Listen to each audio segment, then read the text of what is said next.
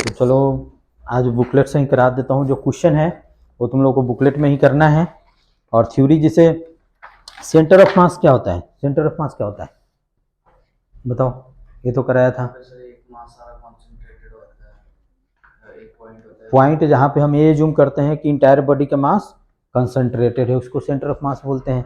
ठीक है, तो centre of mass of a system of particles, मान लो कि x coordinate y coordinate given हो तो एक सी एम कैसे, जैसे मान लो कि हमने ऐसे C O M centre of mass of system of particles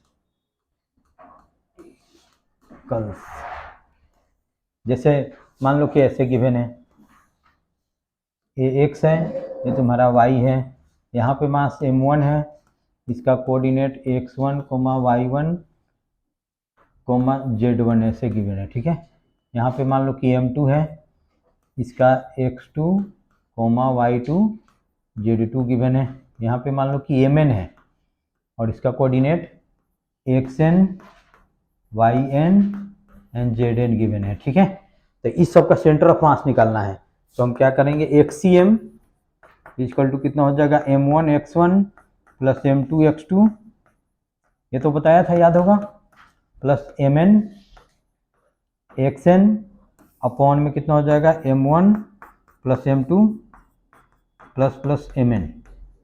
ठीक है, इसी तरह से yn zn हो जाएगा, समझ रहे हो। अच्छा चलो ये क्वेश्चन करके बताओ, पेज नंबर जो 4 पे गिवन है।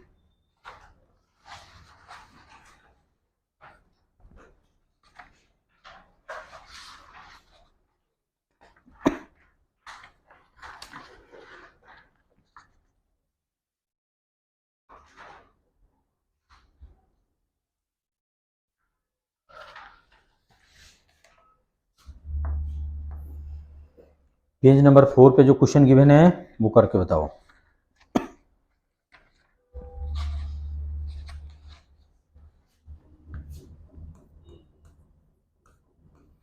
बुकलेट के पेज नंबर 4 पे जैसे ये गिवन है x, ये गिवन है y और ये कुछ ऐसे गिवन है, और ये है तुम्हारा 1 मीटर, ये भी है 1 मीटर और ये भी है तुम्हारा 1 मीटर, और यहाँ पे मास है m1, यहाँ पे है m2 और यहाँ पे है m3। करके बता दो, पहले सबका कोऑर्डिनेट फाइंड करो अपने से।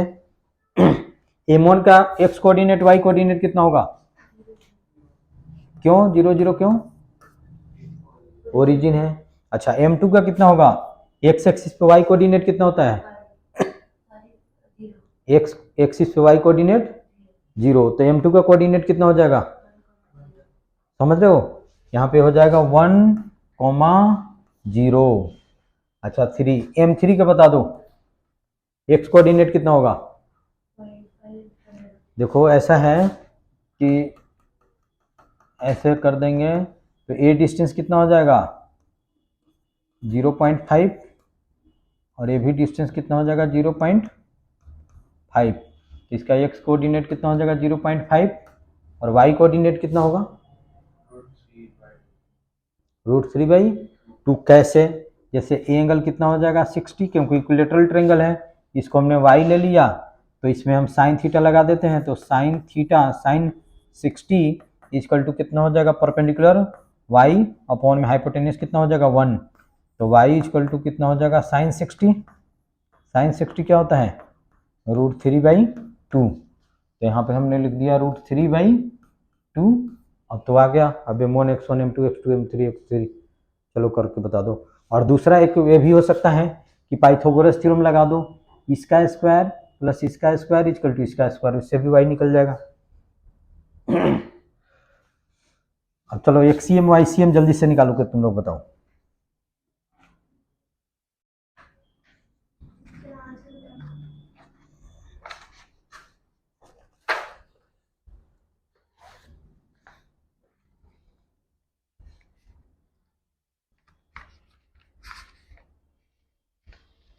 इसका x कोऑर्डिनेट है 0.54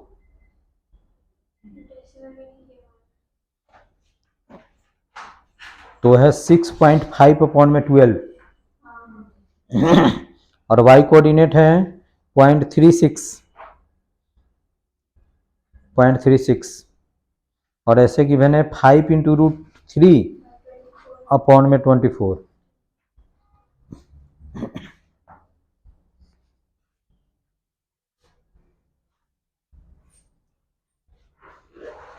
तो उसके पे नेक्स्ट पेज पे करके बताओ, जो कर लिया उसके नेक्स्ट पेज पे, उसके नेक्स्ट पेज पे, तीनों क्वेश्चन करके बता दो।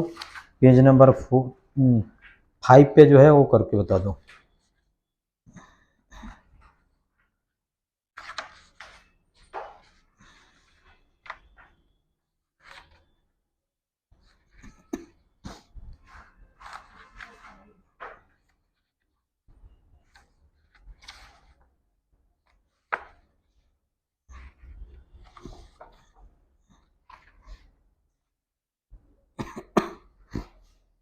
आ गया? कुछ नहीं है, देखो यहाँ पे सिंपल है, एक CM लिखना है तो M1 x1 plus M2 x2 plus M3 x3 upon में क्या कर देंगे M1 plus M2 plus M3 कर दो, ठीक है? क्या 6.5 अपॉन में 12, हाँ ठीक है।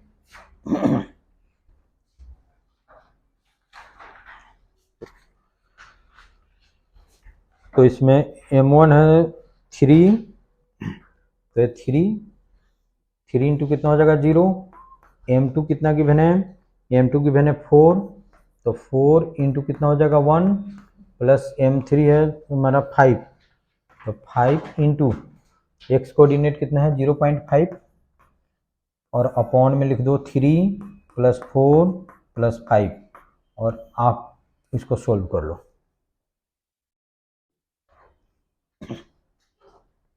और इसी तरह से YCM भी आ जाएगा।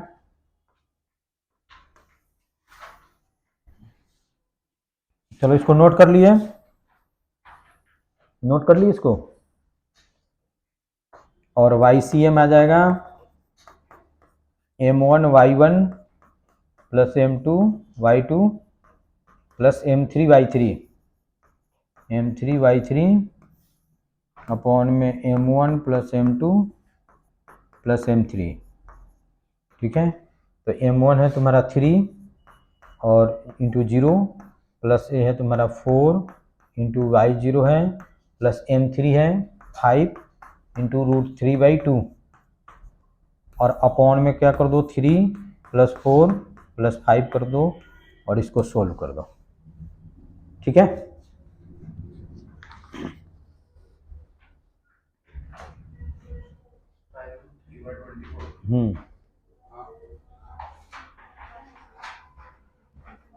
अच्छा देखो, ये तो समझ गए कि कोऑर्डिनेट गिवन हो तो हम क्या करेंगे, पहले कोऑर्डिनेट फाइंड करेंगे और उसके बाद में उसको हम सोल्व कर देंगे, ठीक है?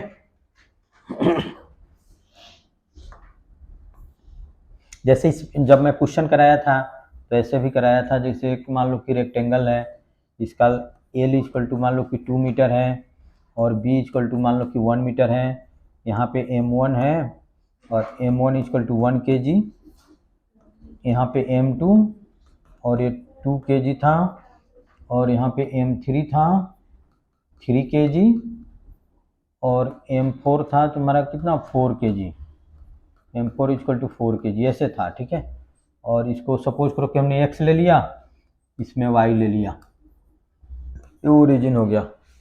तो देख रहे हो कैसे हो गया? तुम बताओ M2 का कोऑर्डिनेट बताओ, x कोऑर्डिनेट कितना होगा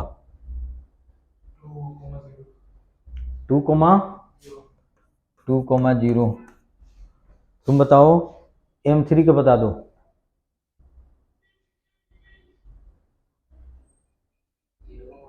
0, ओरिजिन यहाँ पे है, इसका ए लेंथ तुम्हारा 2 मीटर है और ये मान लो कि 1 मीटर है। बताओ x कोऑर्डिनेट कितना हो जाएगा, यहाँ पे x कोऑर्डिनेट 0 हो जाएगा। यहाँ पे x कोऑर्डिनेट इतना होगा और y कोऑर्डिनेट इतना होगा, तो बताओ x कोऑर्डिनेट कितना होगा। x कोऑर्डिनेट होगा तुम्हारा 2 और y कोऑर्डिनेट कितना होगा 1। तुम बताओ M4 का 0,1 और M1 का कितना हो जाएगा 0,0। आप पुट कर सकते हो M1 y1 M1 x1 plus M क्या नहीं, क्वेश्चन नहीं है, सपोज करो कि ऐसा क्वेश्चन रहे तो कर सकते हो, समझ गए ना, इसमें कोई नहीं है, ठीक है। उसके बाद में क्वेश्चन नंबर पेज नंबर 5 पे जो क्वेश्चन है वो करके बताओ। और वो कैसे करेंगे, तो ये भी हमने बताया था कि जैसे मान लो कि अभी तो कोऑर्डिनेट गिवन था, अब मान लो कि पोजीशन वेक्टर गिवन हो, जितने भी मासेस है सबका पोजीशन वेक्टर गिवन हो, जैसे y है, ये मान लो कि x है और ये मान लो कि z है, ये ओरिजिन है। एक मास m1 यहाँ पे है जिसका मान लो कि x को पोजीशन वेक्टर r1 है, एक मान लो कि m2 यहाँ पे है जिसका पोजीशन वेक्टर r2 है, और एक मान लो कि mn है जिसका पोजीशन वेक्टर क्या है rn है, ठीक है। तो इस समय हम RCM निकालते हैं, RCM या RCM ऐसे भी लिखते हैं, ठीक है। और इसको लिखते हैं M1 R1 vector plus M2 R2 vector plus dot dot dot Mn into Rn vector, ठीक है, अपॉन कितना हो जाएगा M1 plus M2 plus M3, ये हो जाएगा। और इसी पे बेस्ड क्वेश्चन है तुम्हारा वो पेज नंबर 5 पे जो है वो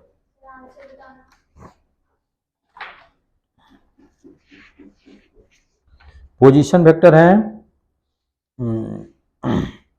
पोजीशन वेक्टर है -16 i cap plus 17 j cap plus 7 k cap upon में 4, ठीक है। वेलोसिटी है 31 i cap minus 34 j cap plus 15 k cap upon में 4। अच्छा, ये तो हो गया पोजीशन, पोजीशन को डिफ्रेंशिएट कर देंगे तो क्या आ जाएगा वेलोसिटी आ जाएगा, ठीक है। तो इसमें VCM आ जाए तो VCM के लिए लिखेंगे हम M1 V1 plus M2 V2 plus plus plus Mn Vn upon में कितना हो जाएगा M1 plus M2 dash dash dash dash Mn, ये हो जाएगा। और फॉर्मूला पुटिंग है, ये दोनों क्वेश्चन करके बताओ। हो रहा है क्वेश्चन, करो। एक पोजीशन वेक्टर गिवन है, एक वेलोसिटी गिवन है और निकालना है।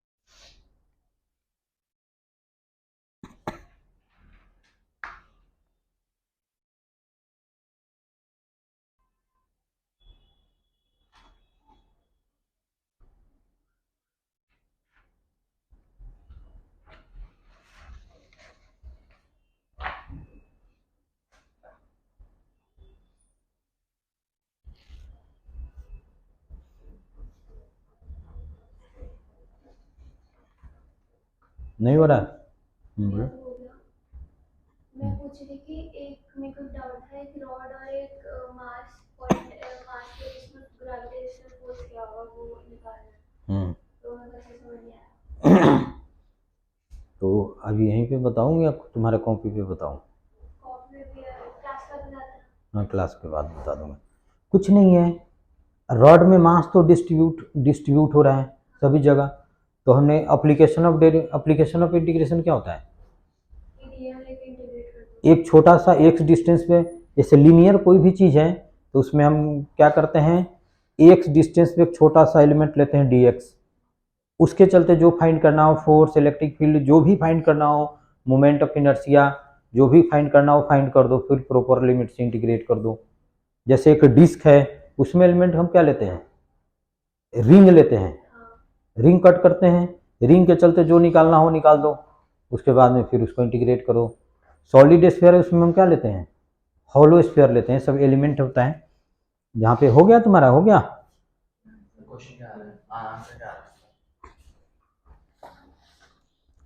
आंसर आ रहा है, पोजीशन वेक्टर आ रहा है -16 i cap plus 17 j cap plus 7 k cap upon में 4। और हो गया तुम्हारा। चलो मैं करके बताता हूं, कुछ भी नहीं, एकदम सिंपल है, ठीक है, कुछ भी नहीं है, बिल्कुल सिंपल है।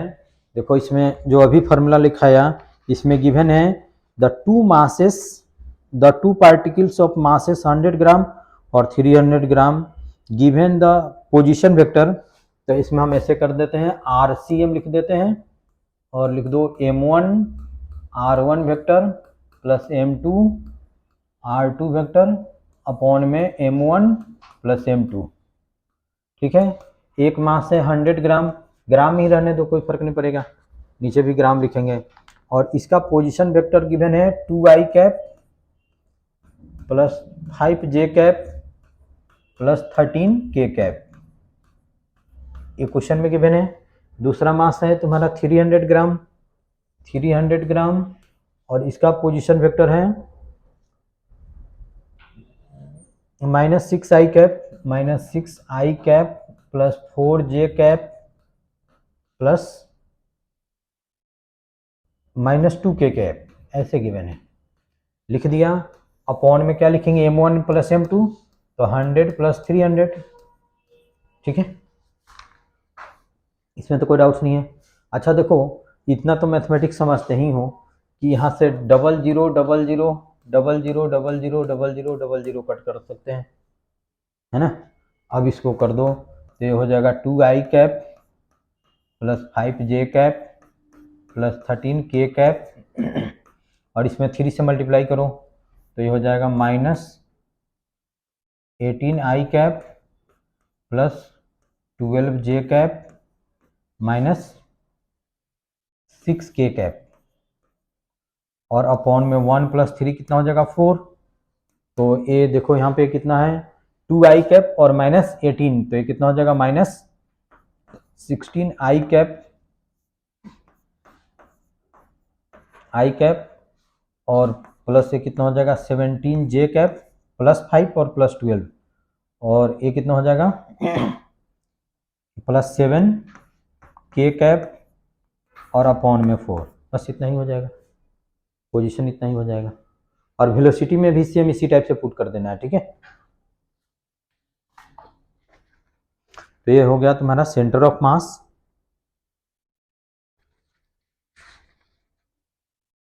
अब लिखो इक्वेशन ऑफ रोटेशनल मोशन, और इसका डेरिवेशन स्कूल के पेपरों में आ सकता है, omega equal to omega naught plus alpha t, ठीक है, ये स्कूल के पेपरों में आ सकता है। तो इसको कराया या कराया गया था, याद है? अच्छा मैं कराता हूँ ठीक से, एक बार रिवाइज करा देता हूँ, लेकिन कॉपी पे लिखो, तुम लोग कॉपी पे लिखो, ठीक है, इसको लिखना है अपने से कॉपी पे, ठीक है। क्या लिखना है, इक्वेशन ऑफ रोटेशनल मोशन, ठीक है, equations of rotational motion with constant angular acceleration, with constant angular acceleration.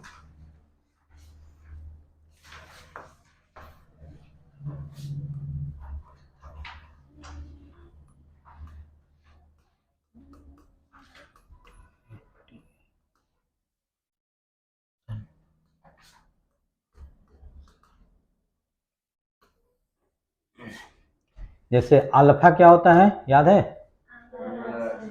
Angular acceleration. अच्छा ये चीज हमने बताया था कि ये भी चीज हमने ऑलरेडी बताया हुआ है। जैसे मान लो कि ए डिस्टेंस तुम्हारा मान लो कि डेल्टा एक्स है और ए है तुम्हारा डेल्टा थीटा, और इसका रेडियस है r। तो डेल्टा x इक्वल टू क्या होता था, r इंटू डेल्टा थीटा, है ना। ये के रिलेशन अभी इस इक्वेशन नहीं बता रहा हूँ, ठीक है, लेकिन ये भी नोट कर लो। तो इसमें हम क्या करते हैं, डेल्टा टी से डिवाइड कर देते हैं दोनों साइड, कोई फर्क नहीं पड़ेगा, लिमिट ले लेंगे तो ये कितना हो जाएगा, dx अपॉन में dt इक्वल टू r और d थीटा बाई dt। इसी को बोलते हैं v और ये r और इसको ओमेगा। तो याद रखना है ओमेगा इक्वल टू होता है d थीटा अपॉन में dt, और इसको हम क्या बोलते हैं, एंगुलर वेलोसिटी।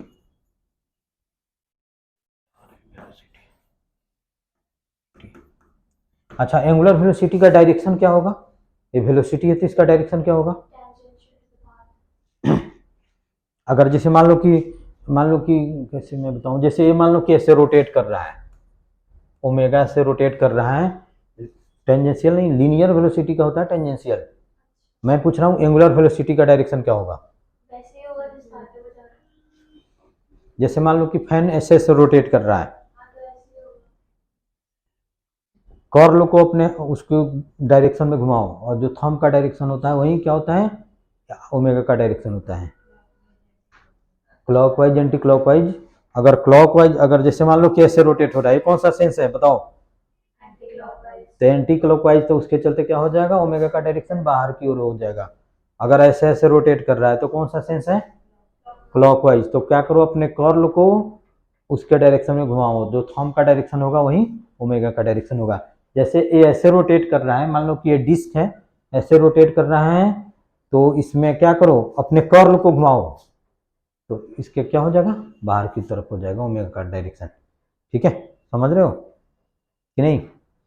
ये समझ लेना है कि अगर एंटी क्लॉकवाइज हो तो ओमेगा का डायरेक्शन क्या होगा, आउटवर्ड होगा, अगर क्लॉकवाइज हो तो इनवर्ड होगा। बस ऐसे ही याद रखना, ठीक है। इसको बोलते हैं एंगुलर वेलोसिटी, ठीक है। अच्छा, इसको डिफ्रेंशिएट कर देंगे तो v को डिफ्रेंशिएट कर देंगे तो a आ जाएगा, और a r आ जाएगा, और अल्फा आ जाएगा। नहीं, ये तो मैं ऐसे ही बता रहा हूँ, ये डेरिवेशन है। अच्छा चलो कोई बात नहीं, समझ गए। तो इसको डिफ्रेंशिएट कर देते हैं, dv बाई dt, तो ये हो जाएगा r d omega by dt, तो ये हो जाएगा a, और ये हो जाएगा r, और ये हो जाएगा अल्फा। तो अल्फा इक्वल टू होता है d ओमेगा बाई dt, और ये याद रखना ये क्या है, एंगुलर एक्सेलरेशन।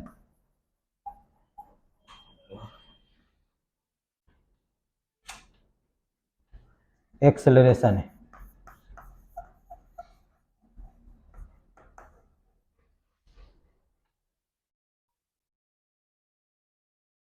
एंगुलर एक्सेलरेशन, ठीक है। और ये तो जानते ही हो, लीनियर एक्सेलरेशन भी, लीनियर वेलोसिटी, और आर रेडियस। तो ओमेगा का ऐसे यूनिट क्या होता है, ऐसा यूनिट होता है रेडियन पर सेकेंड, रेडियन पर सेकेंड। और एंगुलर एक्सेलरेशन का ऐसा यूनिट होता है रेडियन पर सेकेंड स्क्वायर, ठीक है। तो ये सब फॉर्मूला लिख लो, इस चीज का मैं यूज करूंगा, ठीक है। अच्छा ये बताओ, speed, linear speed kilometre per hour में गिवन हो, तो मीटर पर सेकंड चेंज करने के लिए क्या करते हैं, मल्टीप्लाई करते हैं। इसी तरह से ओमेगा कभी कभी गिवन होता है 10 RPM और 10 रिवोल्यूशन पर मिनट। तो एक रिवोल्यूशन में कितना रेडियन होता है, 2 पाई। याद रखना 1 रिवोल्यूशन में कितना होता है, 2 पाई। तो इसको हम करेंगे 10 2 पाई अपॉन में 60 से मल्टीप्लाई कर देंगे, तो रेडियन पर सेकेंड में आ जाएगा। समझ गए क्या बोले, 2 पाई रेडियन। जैसे 1 किलोमीटर में कितना मीटर, 1000 मीटर। तो उसी तरह से 1 कैसे, 1 रिवोल्यूशन क्या हुआ, इतना, यहां से चल के फिर इतना, तो कितना एंगल सब्टेंड करेगा, 260, सॉरी 360 या 2 पाई। तो ये भी लिख लो, 1 revolution equal to 2 pi radian.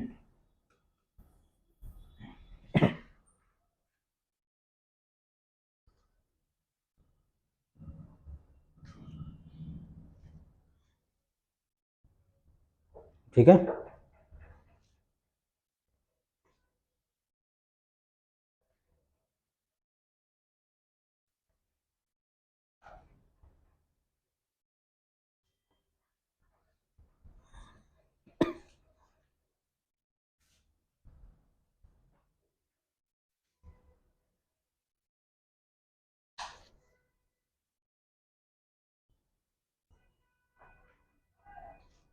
ठीक है, नोट कर लिए।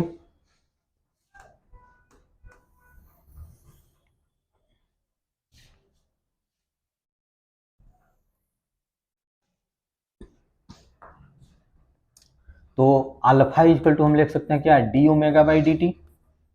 ठीक है, क्रॉस मल्टीप्लाई कर दो तो डी ओमेगा इक्वल टू कितना हो जाएगा, अल्फा इंटू डी टी।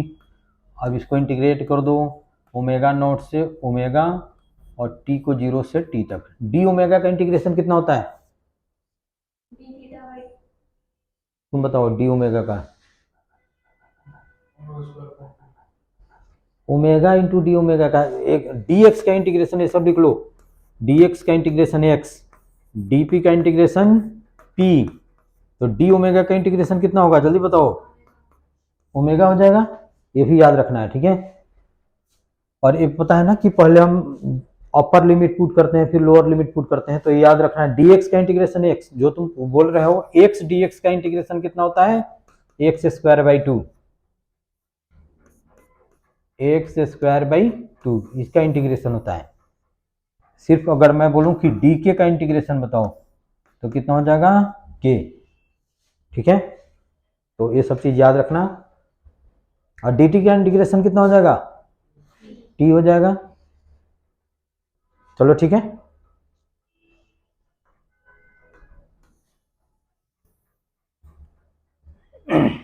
तो इसका इंटीग्रेशन कितना हो जाएगा, ओमेगा, और इसे लिखते हैं ओमेगा से ओमेगा नॉट, और अल्फा इसका इंटीग्रेशन हो जाएगा टी 0 टू टी। तो पहले अपर लिमिट पुट करते हैं, तो omega minus omega naught equal to alpha t minus 0। ठीक है, तो ओमेगा इक्वल टू, इसको इधर करो तो omega naught plus alpha into T, ये फर्स्ट हो गया, फर्स्ट इक्वेशन हो गया। और ये स्कूल के पेपर में आता है इसलिए इसको देख लेना।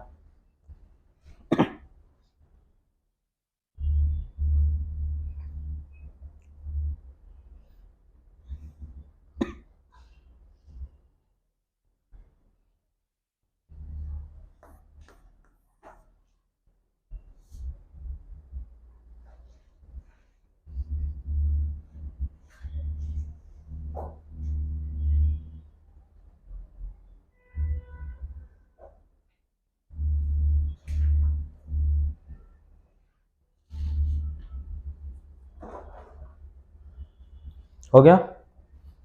अच्छा, अभी हमने लिखा था डी थीटा अपॉन में d t equal to omega, और ओमेगा इक्वल टू कितना है, omega naught plus alpha t, फिर क्रॉस मल्टीप्लाई करो तो d theta equal to omega naught plus alpha t into कितना हो जाएगा, डी टी, और इसको इंटीग्रेट करो 0 से लेकर थीटा तक, और इसको इंटीग्रेट करो 0 से लेकर टी तक।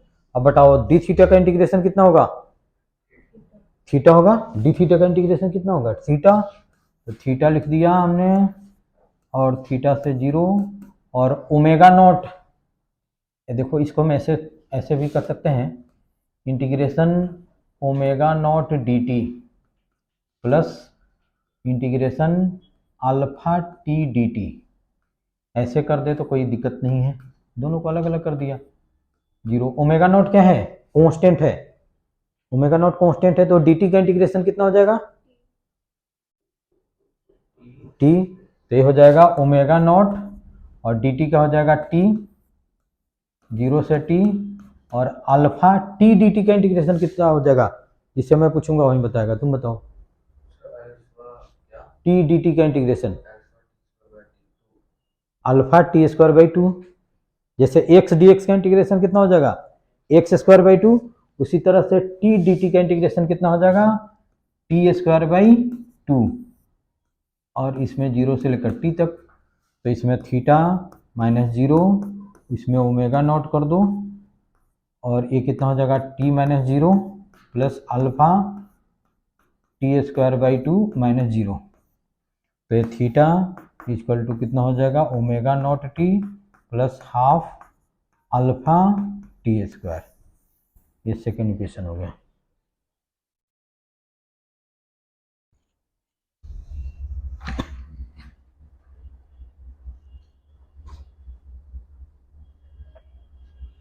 ओमेगा नॉट क्या है? Initial angular velocity. और ओमेगा क्या है? ओमेगा फाइनल हो जाएगा, इनिशियल हो जाएगा। अल्फा क्या है? Angular acceleration. ओमेगा नॉट क्या होता है? Initial angular velocity, that is angular velocity at t equal to zero.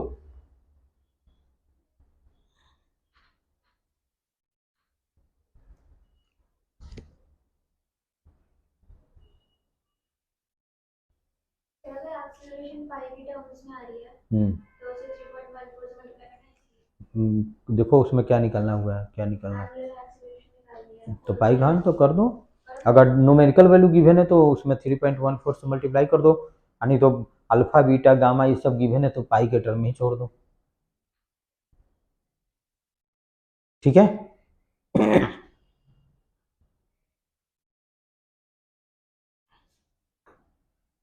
और ये इक्वेशन हो जाएगा, ये इक्वेशन हो जाएगा 2।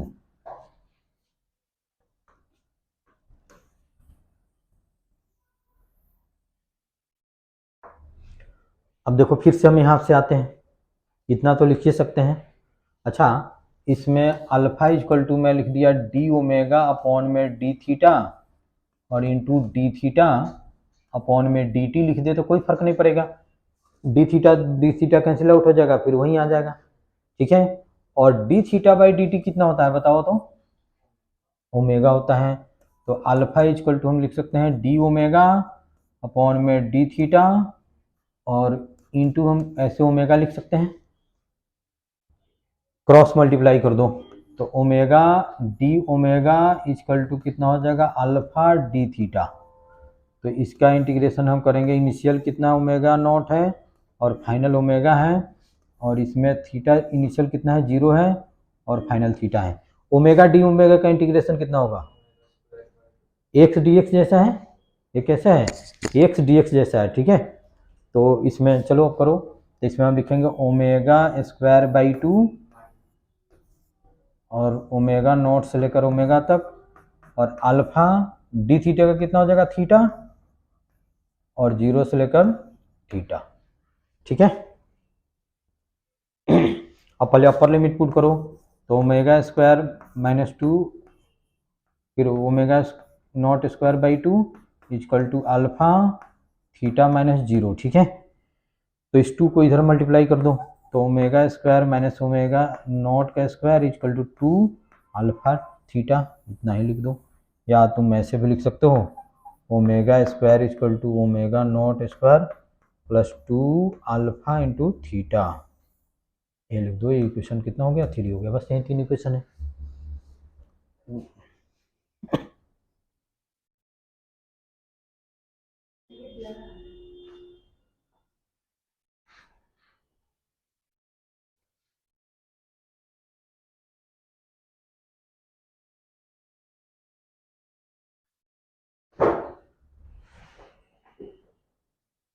हो गया ठीक।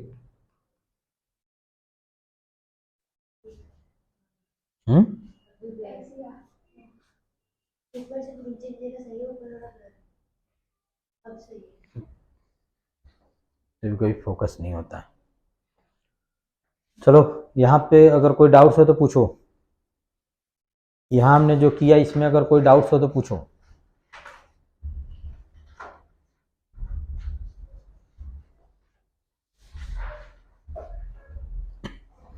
अब इस पे कुछ क्वेश्चन हम कर लेते हैं।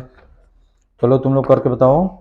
पेज नंबर 8, पेज नंबर 9 और पेज नंबर 10, 3 क्वेश्चन करना है।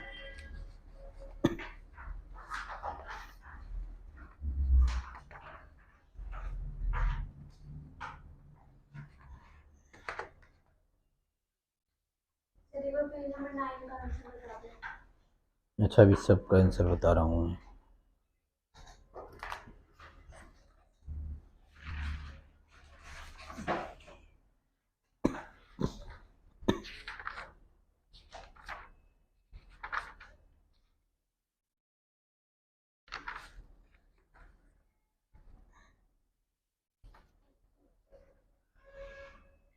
अल्फा है 8 रेडियन पर सेकेंड स्क्वायर और थीटा है, नहीं, ओमेगा है 160 रेडियन पर सेकेंड। हाँ, पेज नंबर 8 का बता रहा हूँ। 9, अच्छा 9 का बता रहा हूँ।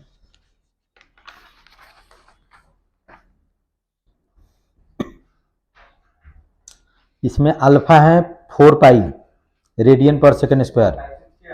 क्या? अच्छा अच्छा, 9 का भी मैं कर रहा हूँ। और थीटा गिवन है 1152 पाई रेडियन और नंबर ऑफ रिवोल्यूशन गिवन है 576। चलो पहले 8th करो, पेज नंबर 8 पे जो क्वेश्चन है वो करो।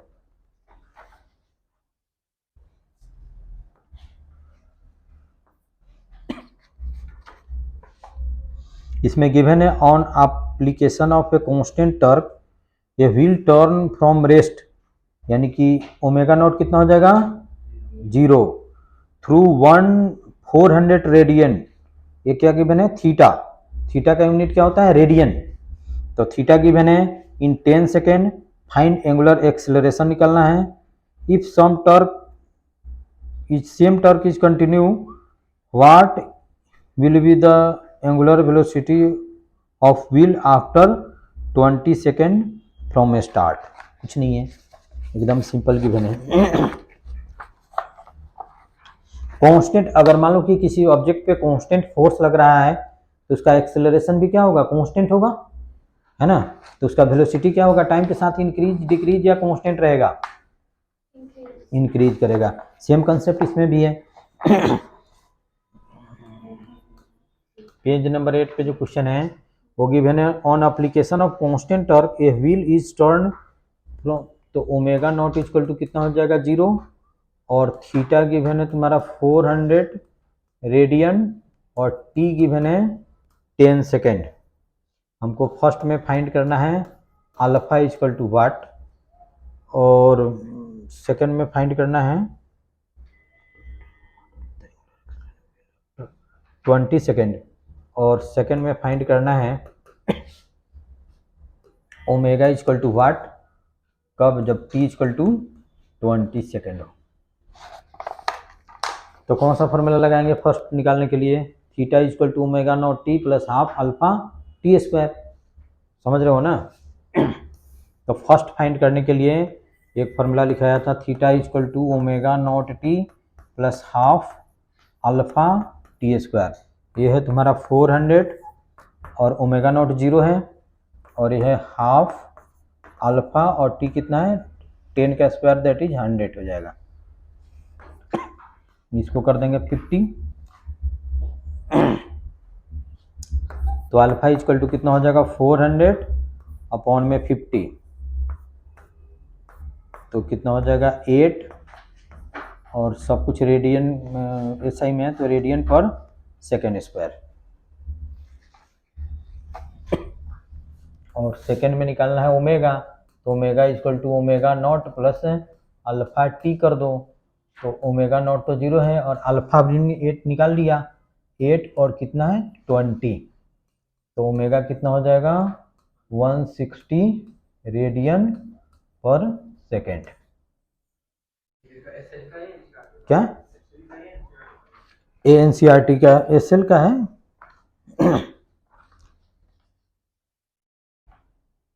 देखो इस चैप्टर से ज़्यादातर क्वेश्चन नहीं पूछे जाएंगे, थ्योरी पूछे जाएंगे, ठीक है। डेरिवेशन जैसे I equal to alpha, kinetic energy half M B square, net torque equal to I into alpha, और क्या, हाँ हाँ वो वाला क्वेश्चन पूछे जाएंगे।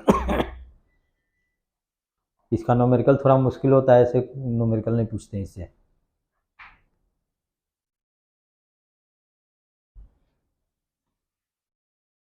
चलो कर लिए तो पेज नंबर 9 पे करो जो क्वेश्चन है।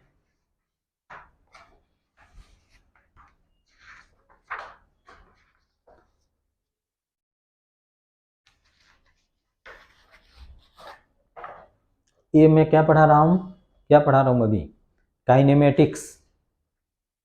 ये मैं पढ़ा रहा हूँ काइनेमेटिक्स ऑफ रोटेशनल मोशन। इसके बाद मैं भी डायनेमिक्स में पढ़ाऊंगा।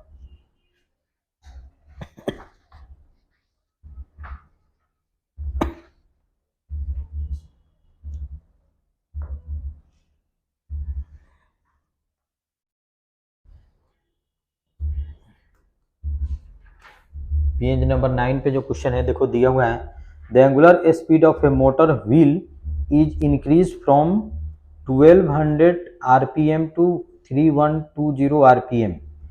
ये क्या गिवन है? 1200 आरपीएम में क्या गिवन है बताओ? Omega naught.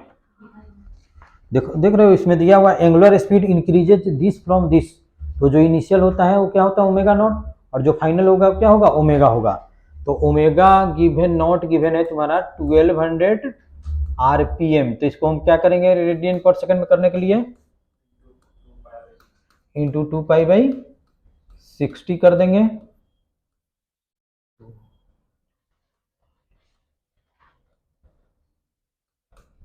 तो ये कितना हो जाएगा? 40 पाई रेडियन पर सेकेंड। ठीक है।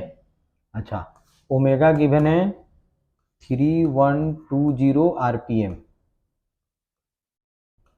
तो ये 3120 और इंटू क्या कर देंगे? 2π/60। तो इससे कैंसिल आउट हो जाएगा।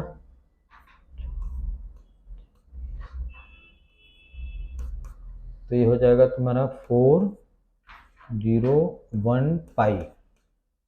ओमेगा इक्वल टू इतना रेडियन पर सेकेंड। ठीक लिखा ना? अच्छा ठीक है। उसके बाद में टाइम गिवन है 16 सेकेंड में ऐसा होगा।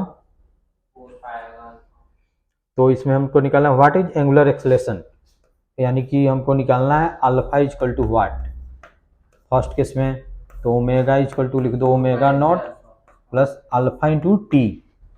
तो ये गिवन है 104 और ये है तुम्हारा ओमेगा नॉट 40 पाई और ये इतना पाई और प्लस अल्फा तो हमको फाइंड करना है और इंटू 16। आफ्टर सोल्विंग कितना आ रहा है?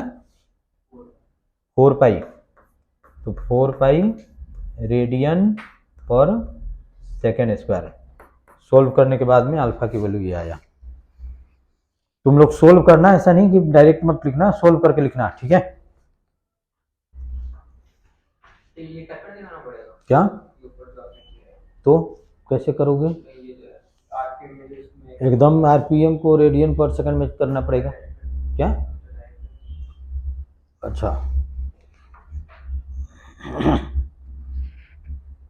ये सोल्व करके करना पड़ेगा ऐसा यूनिट, तब तुम्हारा रिवॉल्यूशन पर सेकंड स्क्वायर आ जाएगा। इसलिए रेडियन पर सेकंड में करो। ठीक है। और पूछा जा रहा है हाउ मेनी रिवॉल्यूशन, यानी कि थीटा निकालना है। पहले थीटा निकालो और उसके बाद में उसमें 2 पाई से डिवाइड कर दो। सेकंड में निकालना है थीटा। तो ओमेगा स्क्वायर इक्वल टू हो जाएगा omega naught square plus 2 alpha theta. चाहे ऐसे भी कर सकते हो, theta equal to omega naught t plus half alpha t square. Alpha तो आ ही गया, यह है तुम्हारा 40 पाई और टाइम कितना गिवन है? 16। तो इसको 16 कर दो प्लस हाफ अल्फा है तुम्हारा 4 पाई और टी है 16 का स्क्वायर कर दो, थीटा आ जाएगा। ठीक है। और नंबर ऑफ रिवॉल्यूशन में थीटा में क्या करेंगे? 2 पाई से डिवाइड कर देंगे। समझ रहे हो ना? तो ये हो गया थीटा और इसका ऐसा यूनिट क्या हो जाएगा? रेडियन। सोल्व करके बताओ तुम लोग कितना आएगा? ये कितना आएगा? वो तो रिवॉल्यूशन आ जाएगा। तो नंबर ऑफ रिवॉल्यूशन ये तुम्हारा मान लो कि थीटा इक्वल टू कुछ मान लो कि x 1152 आ गया रेडियन, वो कितना आया 1152 पाई, इतना आ गया तुम्हारा क्या रेडियन। तो नंबर ऑफ रिवॉल्यूशन,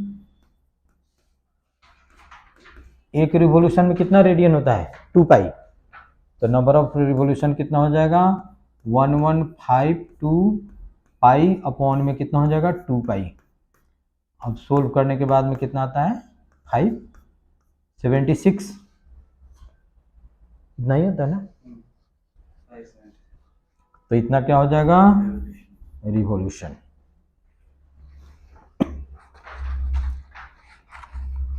और ये क्वेश्चन आ सकता है, ये क्वेश्चन पूछे भी गए हैं स्कूल के पेपरों में और एनसीईआरटी का है, और ज़्यादा मुश्किल है नहीं कुछ ये। आर क्रॉस एफ,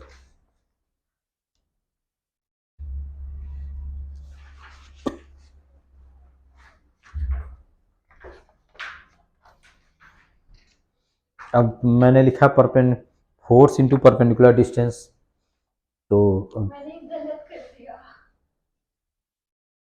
ये भी होता है फोर्स इंटू परपेंडिकुलर डिस्टेंस, हमने तो वेक्टर फॉर्म में नहीं लिखा, हमने ये नहीं लिखा ना एफ क्रॉस आर, हमने तो लिखा फोर्स इंटू परपेंडिकुलर डिस्टेंस। चलो नेक्स्ट क्वेश्चन करो। नहीं, एक और क्वेश्चन है पेज नंबर 10 पे। चलो इसको तुम लोग घर से कर लेना, तो चलो ठीक है। आंसर मैं बता देता हूँ, 120 और 12 इसका है ओमेगा 30 है और v इक्वल टू है 12 मीटर पर सेकेंड और एस डिस्टेंस है 120 मीटर। देखो ये हो जाएगा, देख लो इसमें कुछ नहीं है। द रेडियस गिवन है 4 metre, car accelerated from rest with angular acceleration given alpha given है for 20 second, how much distance will, तो पहले क्या निकालो तुम how much distance the wheel covered in this time and what is the linear velocity, तो omega निकालो, v equal to कितना होता है आर ओमेगा, ठीक है। तो ऐसे कर दो या थीटा निकाल दो और लीनियर डिस्टेंस इक्वल टू कितना होता है आर इंटू थीटा, ऐसे कर दो, हो जाएगा या करके बताऊं, तो कर लेना तुम लोग घर से। तो अभी तक तो जो था वो हमने क्या बताया काइनेमेटिक्स बताया, अब डायनेमिक्स है। लिखो मोमेंट ऑफ फोर्स और टॉर्क, हाँ कॉपी पे लिखो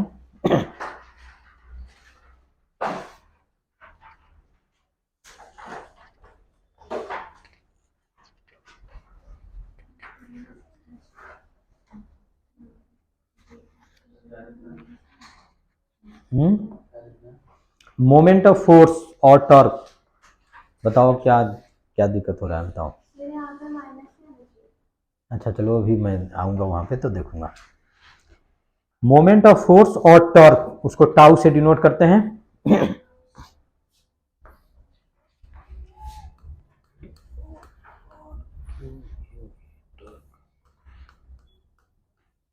मोमेंट ऑफ फोर्स या टॉर्क बोलते हैं। तो लिखो it is defined as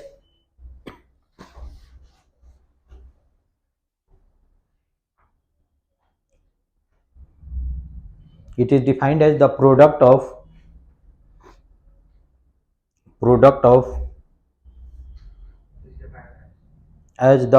of magnitude of force. It is defined as the product of magnitude of force and perpendicular distance between the line of action of force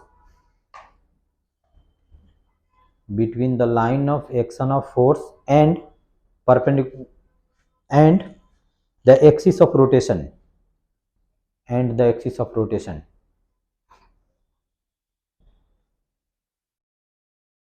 तो torque का formula क्या हो गया force into perpendicular distance and axis of rotation.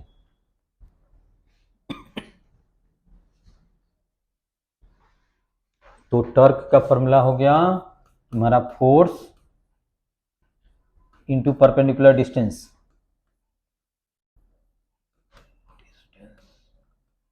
और vector form में लिखें तो ये हो जाएगा आर, या ऐसे टॉर्क इक्वल टू हमने ऐसे लिखे तो ऐसे भी लिख सकते हैं हम,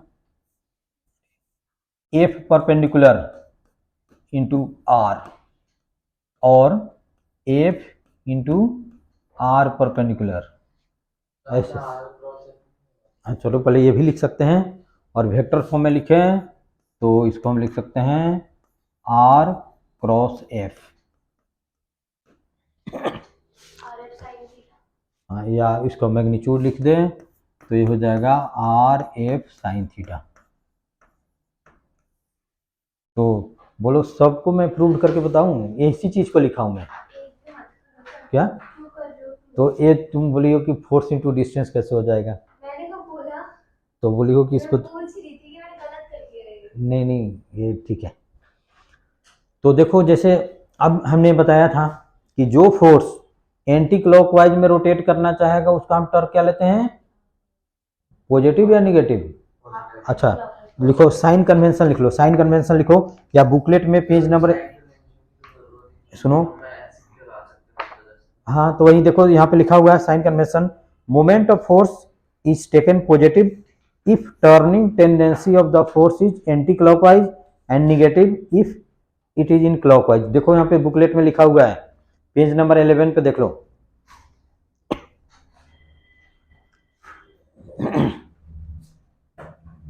तो देखो अब हम ऐसे करते हैं, जैसे मान लो कि एक कोई रॉड है, एक कोई रॉड है, और इसको मान लो कि यहाँ पे हमने हिंज कर दिया हुआ है, इसको हमने हिंज कर दिया हुआ है, ठीक है, या यहाँ पे हमने फिक्स कर दिया सपोज करो, ठीक है। एक फोर्स हम ऐसे लगा रहे हैं, मान लो कि F1, और ये डिस्टेंस मान लो कि x है, तो हमको टॉर्क किसके अबाउट निकालना होता है, जिसके अबाउट वो रोटेट करेगा, जैसे इस O के अबाउट रोटेट करेगा। अगर मान लो कि एक हमने फोर्स ऐसे लिख दिया, एक फोर्स हमने ऐसे दे दिया F2, और ये डिस्टेंस मान लो कि है L लिख दिया, तो बताओ F1 का टॉर्क क्या होगा, पॉजिटिव या निगेटिव? कैसे पॉजिटिव?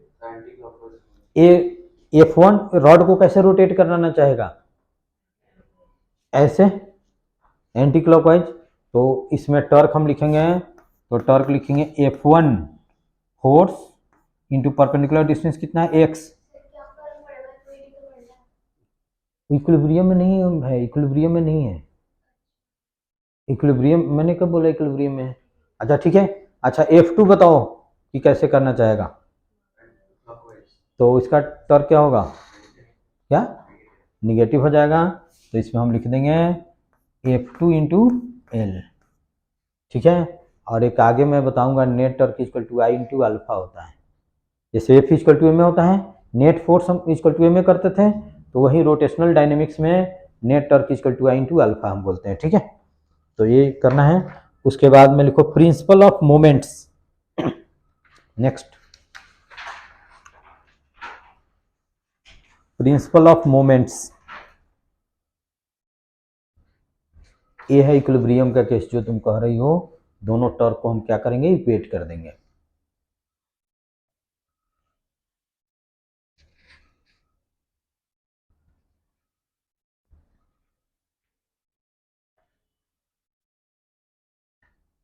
लिखो प्रिंसिपल ऑफ मोमेंट्स, ठीक है।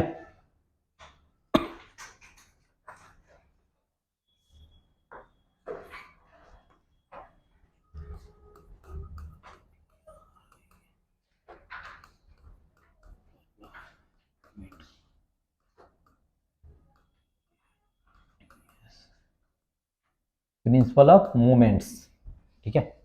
जैसे मान लो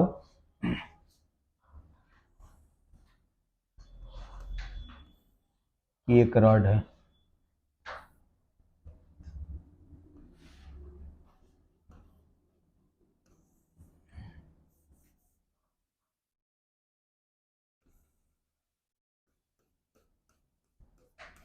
पार्क में देखते हो ना बच्चे इस साइड उस साइड बैठ के क्या करते हैं, वेट करते हैं। ठीक है, मान लो कि ऐसा है, यहाँ पे एक वेट हमने हैंग कर दिया, इसका वेट मान लो कि कितना है, ऐसे ले लो, मान लो कि m1 है, ठीक है, और ए डिस्टेंस मान लो कि l1 है। यहाँ पे एक बच्चे का मान लो कि हमने ऐसे कर दिया, इसका है मास m2 और ए डिस्टेंस मान लो कि l2 है। अच्छा, ये बैलेंस कब होगा, ये बैलेंस कब होगा, यानी कि इस पे नेट टॉर्क कितना होगा, 0 होगा, तो बैलेंस होगा। अगर मान लो कि ये ज़्यादा टॉर्क लगाएगा तो क्या करेगा, कैसे रोटेट करेगा, clockwise anti clockwise, anti clockwise. ठीक है, समझ रहे हो, जैसे मान लो कि ये ज़्यादा हो जाए तो ये कैसे रोटेट करेगा, ऐसे, तो उस पर नेट टॉर्क 0 नहीं होगा। ठीक है, अच्छा ये इक्विलिब्रियम में है, इक्विलिब्रियम का मीनिंग क्या हुआ ना, ये रोटेशनल इक्विलिब्रियम में है, यानी कि रोटेट नहीं कर रहा है।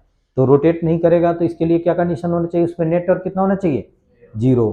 तो चलो बताओ, ये m1 का टॉर्क कितना हो जाएगा, टॉर्क निगेटिव, नहीं नहीं, पहले टॉर्क बताओ, निगेटिव होगा या पॉजिटिव होगा, m1 का,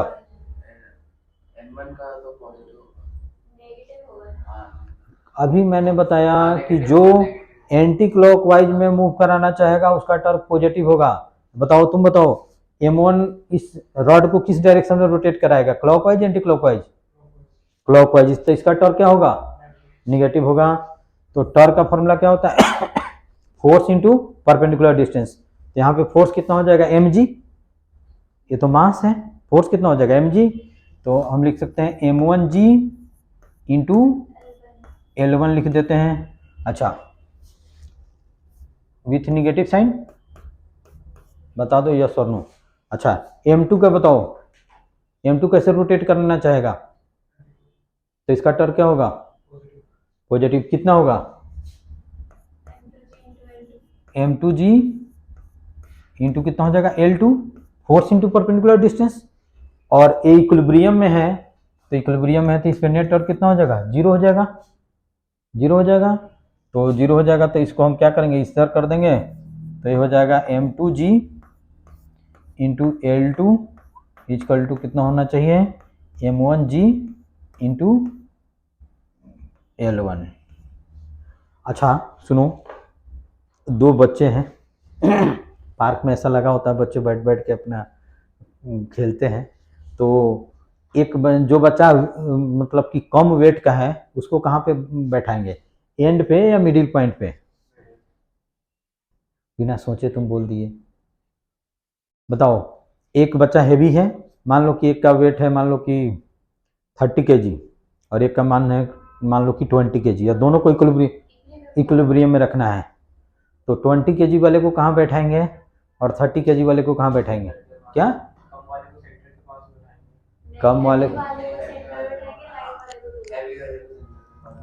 हेवी वाले को देखो, अभी अभी क्या बताया, फोर्स इंटू डिस्टेंस, तो जिसका वेट कम है तो वहाँ डिस्टेंस क्या होना चाहिए, ज़्यादा होना चाहिए, समझ रहे हो। तो जिसका जो हेवी लाइटर बच्चा है, जो जिसका वेट कम है यानी कि 20 kg है, उसको एंड पे बैठाएंगे और दूसरे को कुछ यहाँ पे बैठाएंगे बैलेंस करने के लिए। ठीक है, तो ये सब जान समझ लो, जाना पार्क में खेलने जाना तो तुम लोग इस चीज़ को याद रखना कि इस पे बैलेंस करने के लिए यानी कि रोटेशनल इक्विलिब्रियम में रहने के लिए जो हेवी बच्चा है उसको इस सेंटर के पास बैठाएंगे, ठीक है, आज जो लाइटर है उसको अवे बैठाएंगे, ठीक है, ताकि वो बैलेंस हो जाए।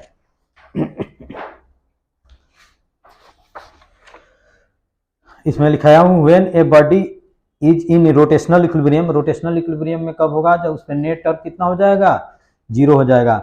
The sum of clockwise moments about any point is equal to the sum of anti clockwise moment about that point, और अलजेब्रिक सम ऑफ मोमेंट्स यानी कि टॉर्क अबाउट एनी पॉइंट 0 होना चाहिए। ठीक है, उसके बाद में नेक्स्ट लिखो कपल, और एक यहाँ भी है और एक 12th में भी है।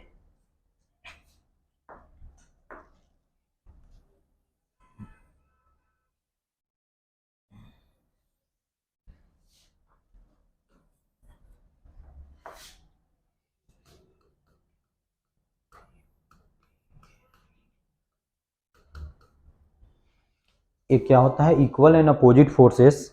लिखो, a pair of equal and opposite forces, couple लिख के कॉपी पे लिखना और डैश दो।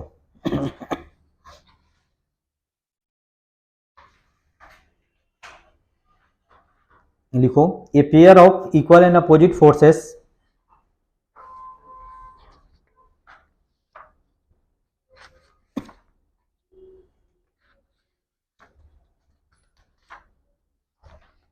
a pair of equal and opposite forces acting on a body along two different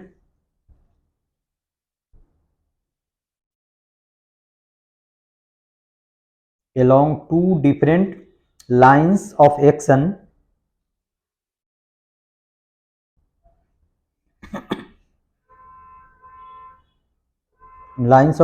constitutes a couple.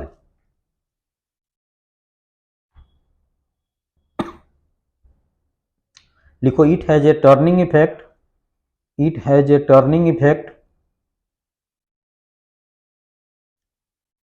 but no resultant force act on the body,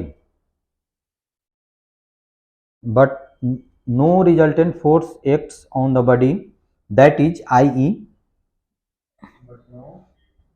but no resultant force acts on the body, that is it cannot produce translational motion.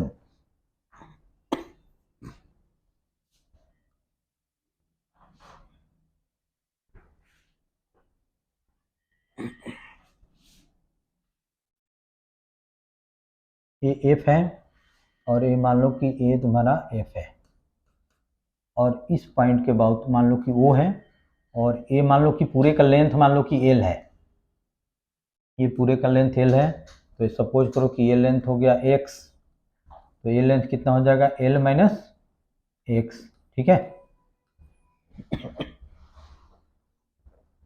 तो इसका torque हो जाएगा, किसी भी point के about ओ को कहीं भी रखो, उसे कोई डिपेंड, ओ को जैसे इसके अबाउट किसी के अबाउट निकालेंगे तो इसका टॉर्क हो जाएगा एफ इंटू एल, हो जाएगा एफ इंटू एल।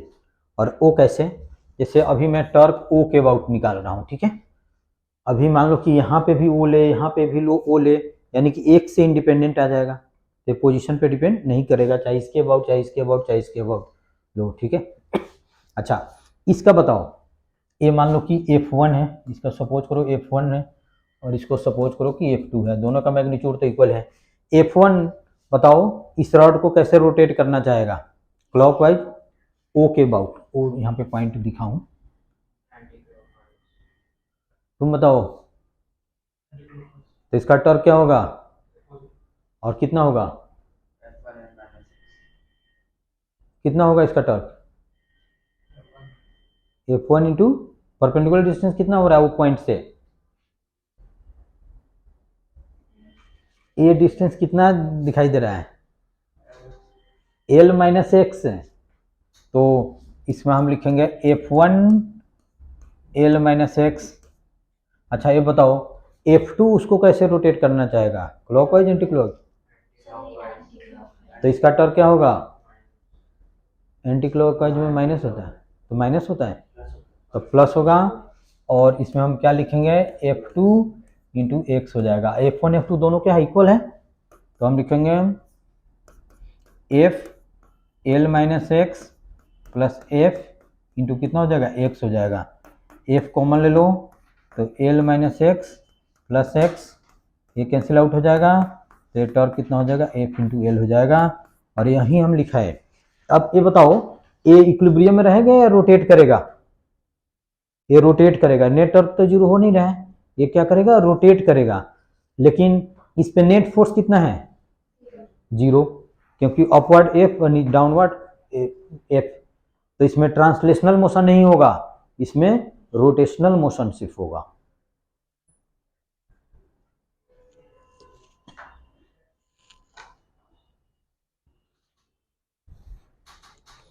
तो मोमेंट और टॉर्क लिखाया हूं force into perpendicular distance between two force, और यही आ गया तुम्हारा एफ इंटू एल।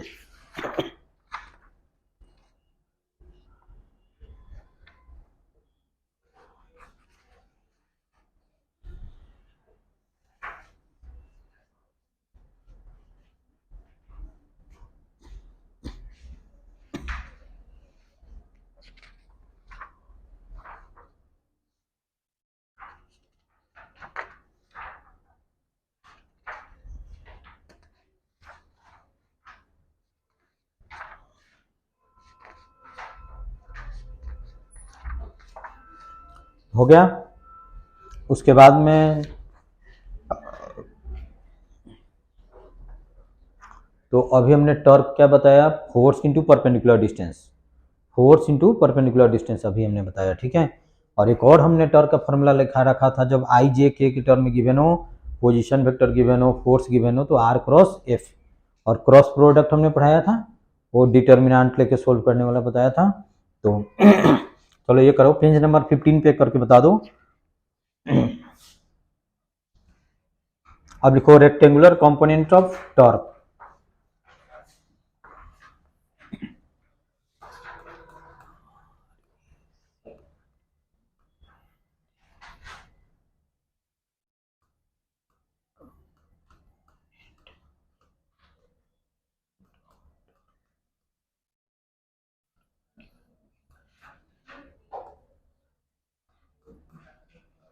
अब जैसे मान लो कि आर वेक्टर इक्वल टू है एक्स आई कैप प्लस वाई जे कैप प्लस जेड के कैप, ऐसे हैं।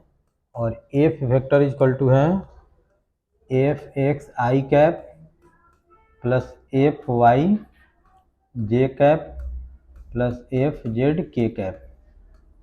अच्छा, और टाउ गिवन है टाउ एक्स आई कैप टाउ वाई जे कैप प्लस टाउ जेड के कैप, ऐसे गिवन है, ठीक है। तो हमको tau x tau y tau z निकालना है। और अभी हमने फॉर्मूला लिखाया था tau equal to r cross f, ठीक है। और आर क्रॉस एफ निकाल के tau x tau y tau z निकाल दो।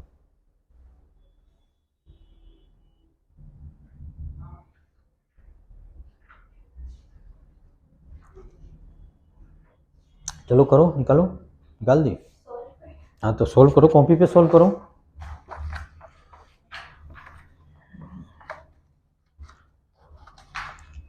सेम इसी टाइप का क्वेश्चन आया हुआ है पेपर में।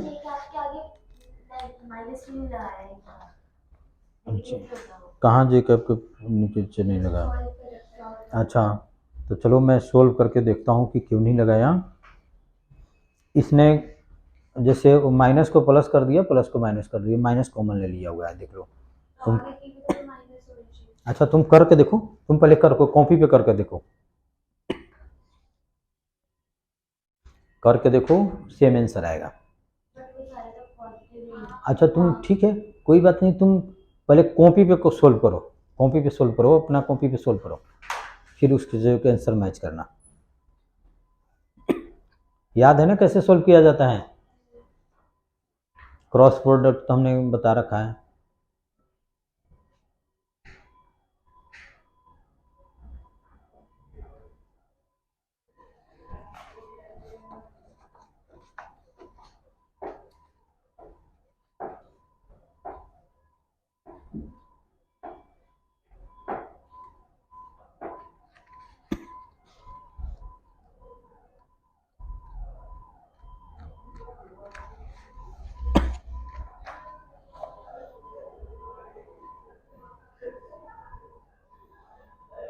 चलो क्या देख रहे हो, सोल्व करो कॉपी पे।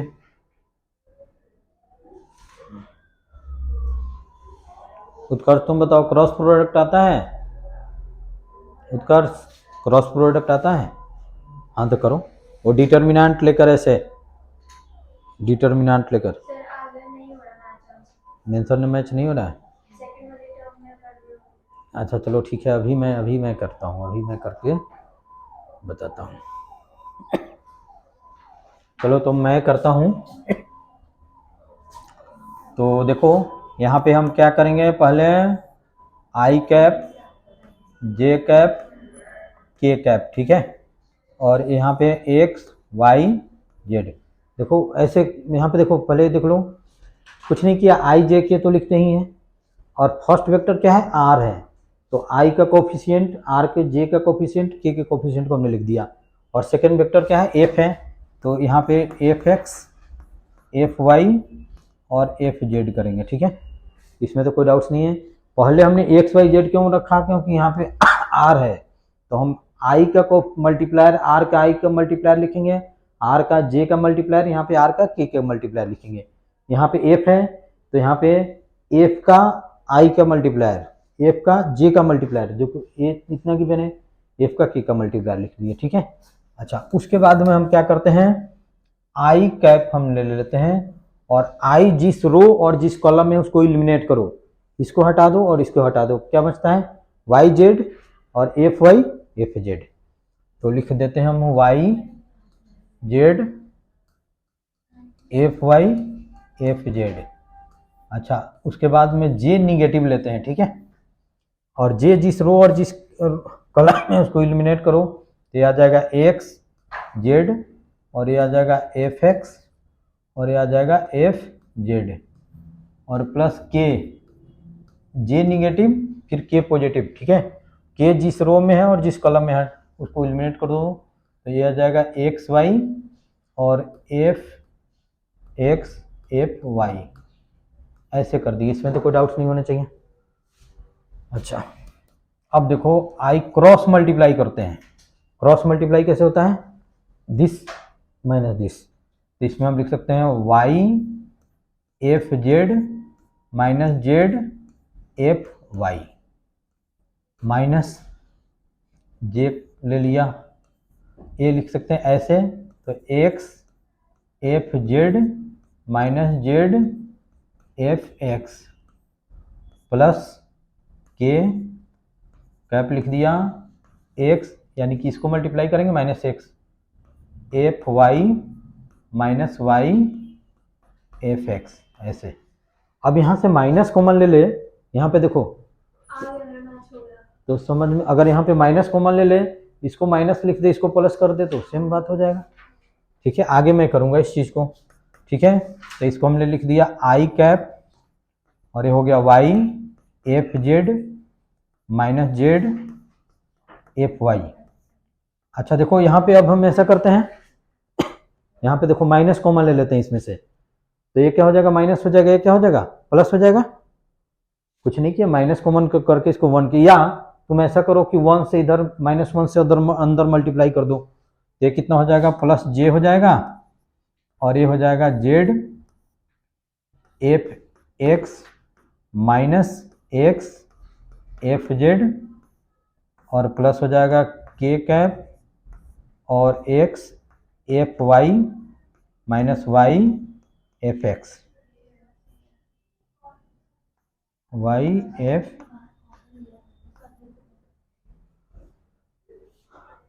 कोई दिक्कत है तो पूछो, क्या दिक्कत है पूछो। हाँ, तो हमने इसमें से अगर माइनस वन कॉमन ले लेंगे तो ये प्लस हो जाएगा, ये क्या हो जाएगा माइनस हो जाएगा, तो वही हमने की लिखा, नहीं तो ये माइनस होगा ना, तुम ये माइनस वन से अंदर मल्टीप्लाई कर दो तो ये माइनस हो जाएगा, और ये क्या हो जाएगा प्लस हो जाएगा, ठीक है। अब इसको क्या करो इक्वेट कर दो, ये टाउ आ गया,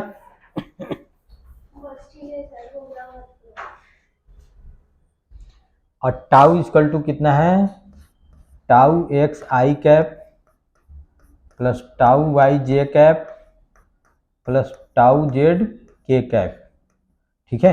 अब हम क्या करेंगे इक्वेट करेंगे आई के मल्टीप्लायर को आई से, जे से जे से, के को, ठीक है। तो ये आ जाएगा टाउ एक्स, यहाँ आई है तो ये हो जाएगा y F Z minus Z F y, ठीक है। और देखो सेम क्वेश्चन आया हुआ है जैसे एंगुलर मोमेंटम का है, एक स्कूल है कौन सा वो सचदेवा पब्लिक स्कूल में क्वेश्चन पूछा गया, एक नहीं मोमेंटम का क्वेश्चन पूछा था, पी वाई पी एक्स वो पूछा गया है, सेम इसी टाइप से है मोमेंटम का। देखो ये देखो पेज नंबर जो 17 पे है वही निकालना था, तो सेम कंसेप्ट इसमें है। अब y को j यहाँ पे है, j यहाँ पे इक्वेट कर दो, तो ये हो जाएगा z F x minus x F Z. हाँ हाँ दे रखा था, यहाँ पे लिखा तो था मैंने, और फिर यहाँ पे लिख दो tau z equal to x F Y minus Y F x, बस हो गया।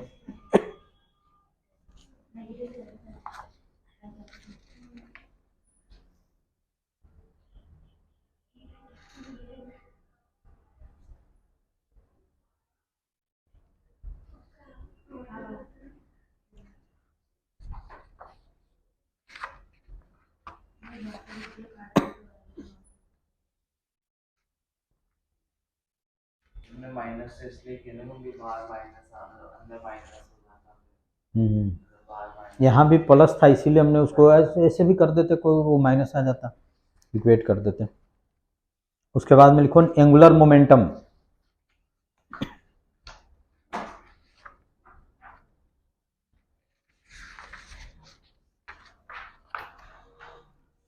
एंगुलर मोमेंटम उसको कैपिटल एल से डिनोट किया जाता है।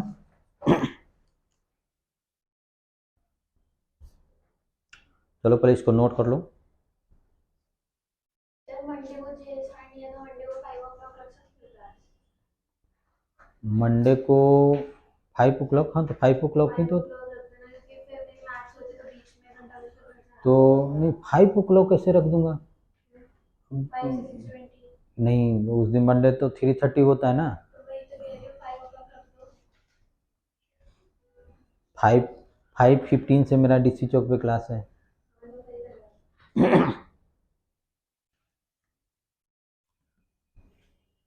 ठीक है, हो गया। उसके बाद में लिखो एंगुलर मोमेंटम।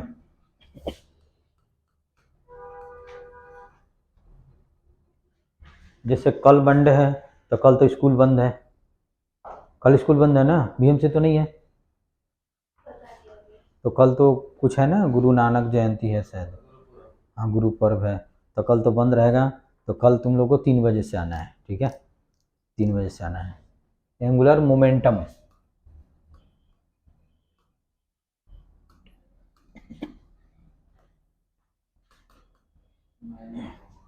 क्यों?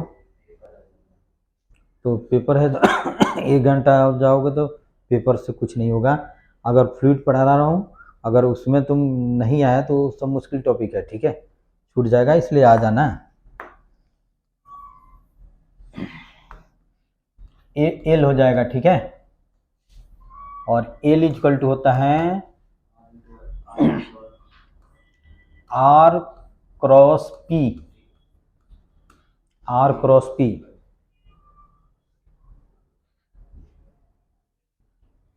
आर क्रॉस पी,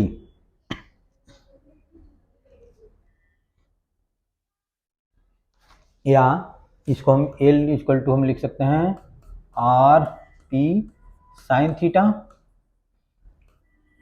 और हम एल इक्वल टू लिख सकते हैं perpendicular distance into linear momentum, perpendicular distance in linear momentum into perpendicular distance, ठीक है।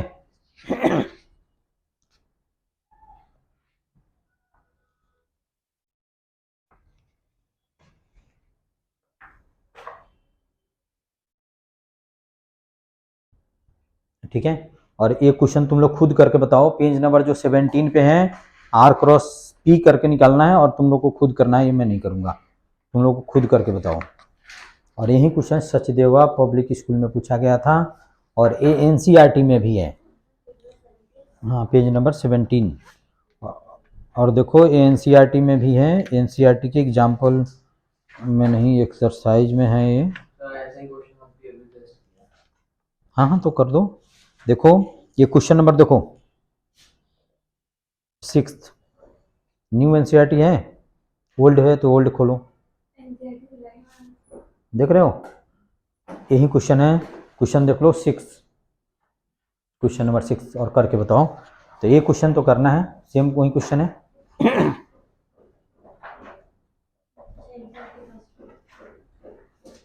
उस बुक से देख लो, करो। हाँ ये वाला करना है, r cross f, r given है, एफ निकालना है, आर आर और पी गिवन है, तुमको एल निकालना है। क्वेश्चन नंबर 6 कंपोनेंट निकालना है, l x l y l z निकालना है। हाँ अभी किए हो तो फिर से करो, अभी तुम किए हो, ये नहीं किए हो। हाँ हाँ, तो सेम है तो कोई बात नहीं, एक बार तो मैं कर लिया, तुम लोग एक बार कर लो, प्रैक्टिस हो जाएगा। समझ गई। और यही क्वेश्चन सचदेवा पब्लिक स्कूल में अभी जस्ट 2-3 दिन पहले पेपर हुआ है, उसमें आया था।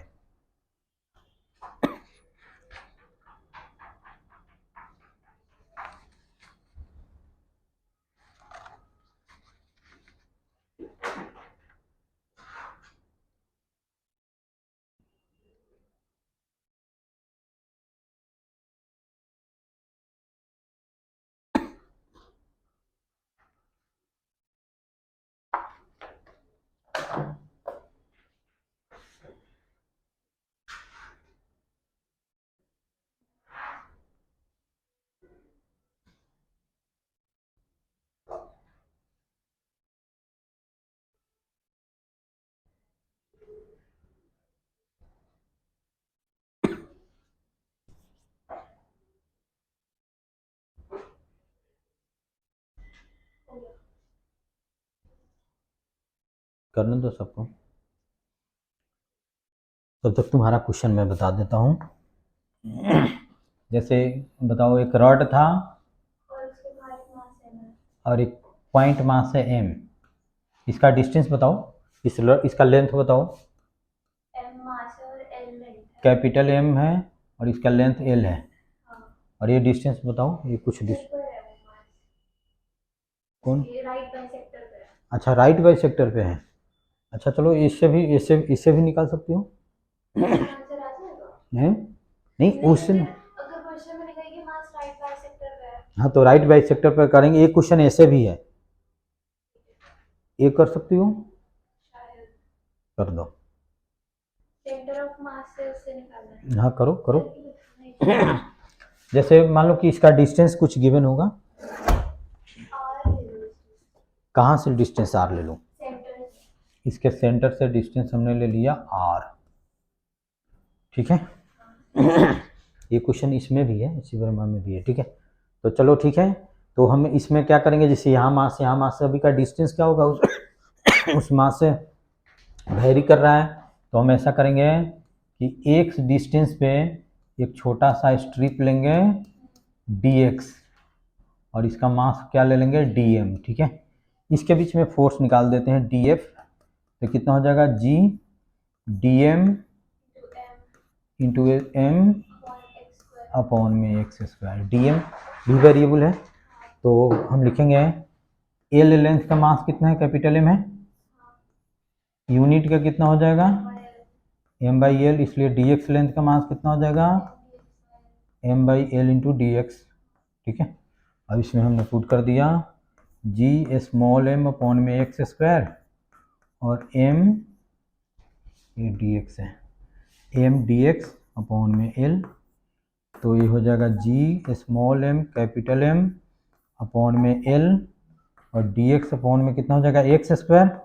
अच्छा, अब बताओ x की मिनिमम वैल्यू कितना होगा?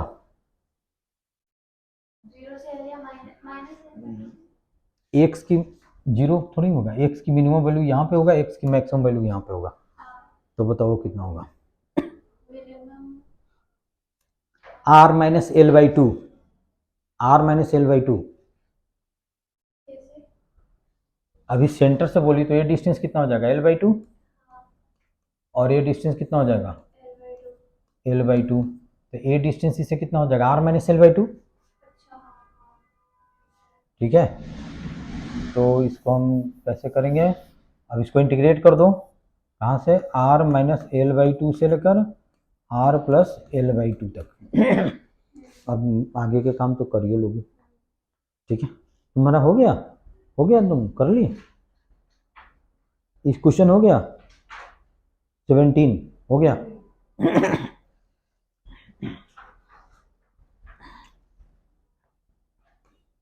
वो भी बता दूंगा, वो भी कुछ ज़्यादा नहीं है। तुमको ये नहीं समझ में आया होगा कि यहाँ पे एक एलिमेंट लेके ऐसे किया हुआ है और एक एलिमेंट लेके ऐसे किया हुआ है, ऐसा क्यों किया हुआ है? हाँ, थीटा बनाएगा तो एक इधर लिया गया होगा, एक इधर लिया होगा, बता दिया होगा कि ये वाला कंपोनेंट कैंसिल आउट हो जाएगा, नेट फोर्स से उसी में प्रॉब्लम होगा, चलो ठीक है, लास्ट में मैं बताऊंगा। अच्छा, ये तो सबका हो गया, पेज नंबर 17 पे जो है क्वेश्चन वो सबका हो गया। अच्छा, उसके बाद में पेज नंबर 18 लिखो, relation between torque and angular momentum. Relation between torque and angular momentum.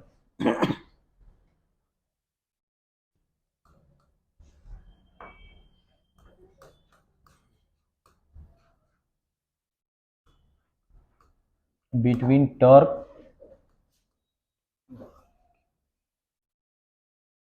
And angular momentum.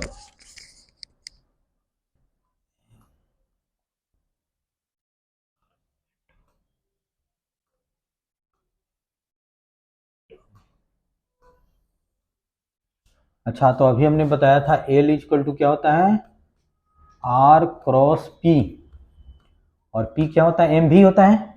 तो इसको हम लिख सकते हैं आर क्रॉस एम भी लिख सकते हैं, या इसको हम लिख सकते हैं एम आर क्रॉस भी, क्योंकि एम तो स्केलर है, उसको पहले लिखे बाद में लिखे, उससे क्या फर्क पड़ेगा। यहां तक तो कोई डाउट्स नहीं आना चाहिए। अच्छा, ये बताओ कि जब प्रोडक्ट फॉर्म में हो तो उसको डिफ्रेंशिएट करते हैं तो कैसे करते हैं, बताओ। प्रोडक्ट में कोशिएंट रूल थोड़ा ही लगाते हैं, कोशिएंट तो डिवीजन में। तो पहले क्या करते हैं, जैसे सुनो, जैसे मान लो कि y इक्वल टू कुछ भी है एक्स स्क्वायर, मान लो कि एक्स स्क्वायर इंटू कुछ भी बताओ, जैसे साइन एक्स है, ठीक है। अब इसको डिफ्रेंशिएट करना हो तो इस दोनों प्रोडक्ट में है, तो हम क्या लिखेंगे, dy बाई डी एक्स। पहले इसका डिफ्रेंशिएशन करेंगे 2x, फर्स्ट फंक्शन का डिफ्रेंशिएशन करेंगे, सेकंड को मल्टीप्लाई कर देंगे, ठीक है, प्लस का साइन देंगे। अब सेकंड फंक्शन को डिफ्रेंशिएट करेंगे cos x इंटू, और फर्स्ट फंक्शन को मल्टीप्लाई कर देंगे। ये तो जानते ही प्रोडक्ट के फॉर्म में हो तो इसमें डिफ्रेंशिएशन में ही प्रोडक्ट रूल लगाते हैं, और प्रोडक्ट रूल लगाते हैं, फर्स्ट फंक्शन को डिफ्रेंशिएट करते हैं, सेकंड को मल्टीप्लाई करते हैं, प्लस का साइन देते हैं, फिर सेकंड को डिफ्रेंशिएट करते हैं और फर्स्ट को मल्टीप्लाई कर देते हैं, ठीक है। तो चलो अब इसको डिफ्रेंशिएट करके देखते हैं, इसको डिफ्रेंशिएट करते हैं इसको।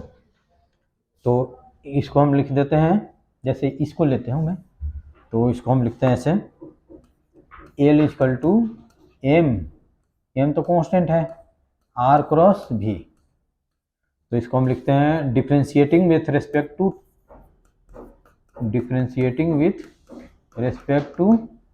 टी, ठीक है, टी के रेस्पेक्ट में डिफ्रेंशिएट कर देते हैं। तो डी एल अपॉन में कितना लिखेंगे, डी टी, और एम तो कांस्टेंट है। अब बताओ, एक बार हम क्या करेंगे, आर को डिफ्रेंशिएट करेंगे और भी को मल्टीप्लाई करेंगे, प्लस का साइन देंगे, तो एम, इसको हम लिख देते हैं D R by d T cross भी, प्लस का साइन देंगे, और आर इंटू डी भी बाई डी टी। इसमें कोई डाउट्स नहीं है, सिंपल हमने प्रोडक्ट रूल लगा दिया। D R by d T क्या होता है, पोजीशन वेक्टर को जब डिफ्रेंशिएट करते हैं तो क्या आता है, वेलोसिटी आता है, और वेलोसिटी को डिफ्रेंशिएट करेंगे टी के रिस्पेक्ट में, एक्सेलरेशन आ जाएगा।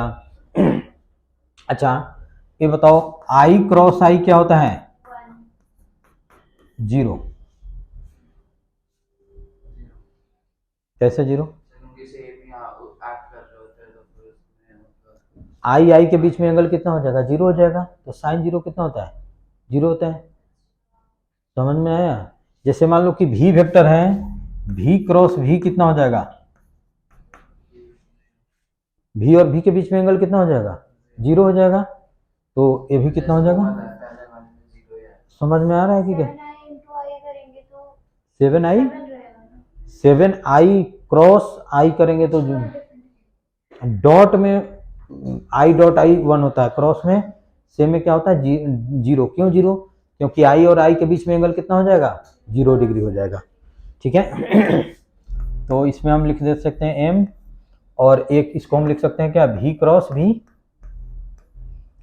प्लस इसमें हम क्या लिख सकते हैं, r क्रॉस ए, इसमें भी कोई डाउट्स नहीं होना चाहिए। तो ये वाला टर्म कितना हो जाएगा 0, तो हम लिख सकते हैं m और 0 plus r cross a।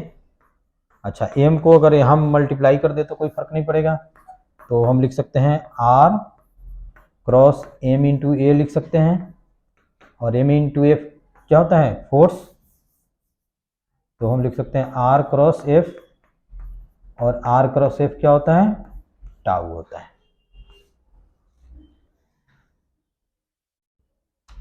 Simple है। v क्रॉस v अभी मैं क्या बताया, सेम के क्रॉस प्रोडक्ट कितना होता है 0 होता है।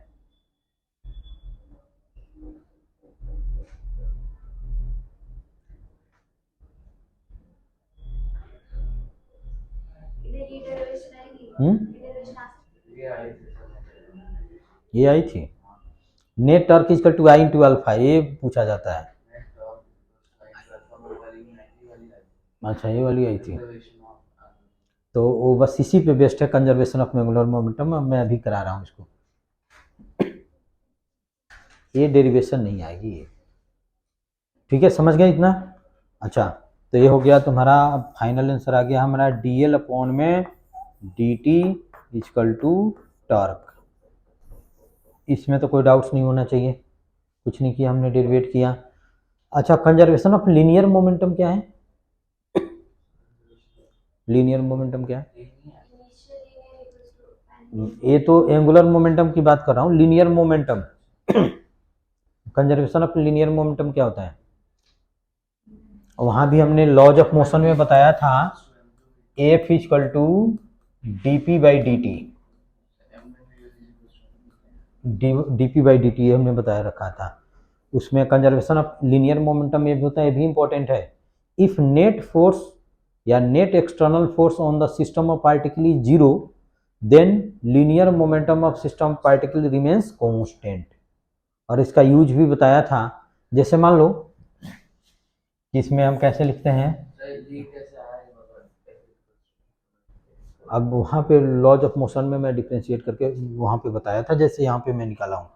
ठीक है, तो इसमें इसका एक यूज था कि जैसे मान लो कि एक यहाँ पे कोई कार चल रहा है, ठीक है, और एक पर्सन चल रहा है ऐसे, इसका स्पीड u1 है और इसका स्पीड v1 है।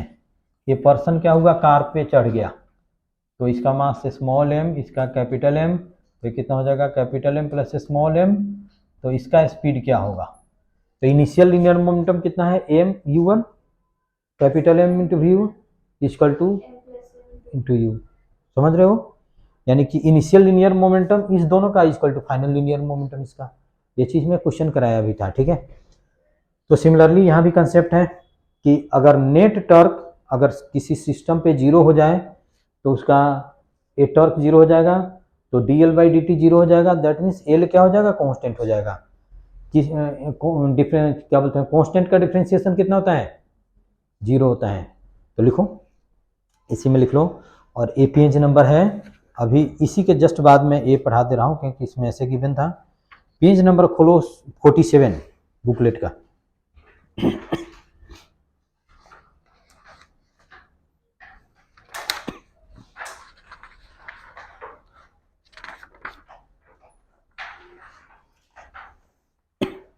When total external torque acting on the rigid body is 0, total linear momentum of the body is conserved. This is law of conservation of angular momentum. समझ रहे हो, तो वही लिखा हुआ है tau equal to d l by d t equal to 0, l constant हो जाएगा। That means I1 omega 1 equal to I2 omega 2 हो जाएगा। ठीक है, तो इतना लिख लिए, समझ गए। और इसी के नीचे लिख लो, जो बुकलेट में तो जगह स्पेस खाली है, इसी के नीचे लिख लो, इसी के नीचे लिख लो I1 मोमेंट ऑफ इनर्शिया है। आगे मैं इसको जो इसके नीचे लिखो, इसके नीचे लिख लो, इसके नीचे लिखो बुकलेट में। क्या, नहीं वो सब नहीं लिखने की जरूरत नहीं है, यहाँ पे जो स्पेस खाली है ना वो लिख लो। लिखो इफ नेट, कॉपी में मत लिखो, बुकलेट में बोल रहा हूँ। बुकलेट में जो है पेज नंबर 18 में यहाँ पे स्पेस खाली है, वहाँ पे लिखना है। हाँ चलो लिखो। 17 नहीं, पेज नंबर 18 क्या? 47 बोला था। नहीं नहीं, वो तो मैं बताया कि एंगुलर मोमेंटम यहाँ पे मैं कराऊंगा, ये चीज़ है angular conservation of angular momentum. अब डायरेक्ट इस फार्मूला को मैं यूज किया हूँ यहाँ पे, ठीक है। यहाँ पे तो फार्मूला हमने निकाला और पेज नंबर 47 पे डायरेक्ट उस फार्मूला का यूज करूंगा, वहाँ पे ड्राइव मैं नहीं करूंगा, वहाँ पे डायरेक्ट ये फार्मूला यूज कर दूंगा, ठीक है। तो यहाँ पे लिखो if net external torque, just इसी के बाद में लिखना है, if net external torque on the body is 0, on the body is 0, then angular momentum of the body, then angular momentum of the body is conserved,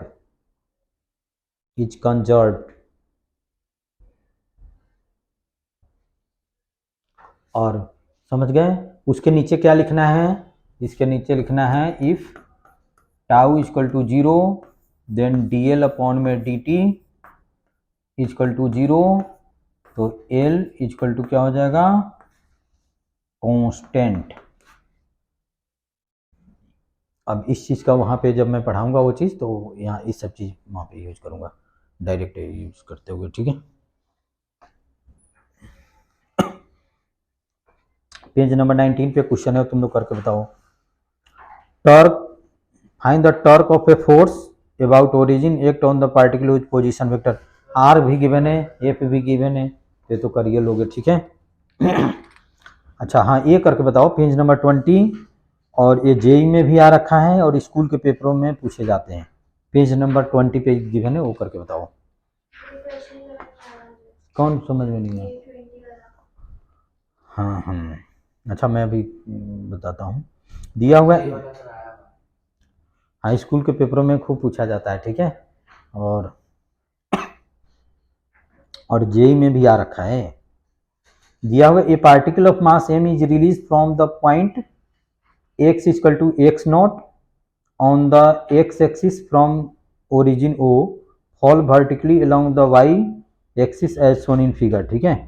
find the torque tau acting on the particle at time t, at a time when it is at point O with respect to, at point Q with respect to O, ठीक है। Find angular momentum L of the particle about O और so that tau is equal to dl by dt in this example है। अच्छा चलो, इस question से पहले एक और क्वेश्चन मैं कराऊंगा, एक और क्वेश्चन मैं कराऊंगा। जैसे मान लो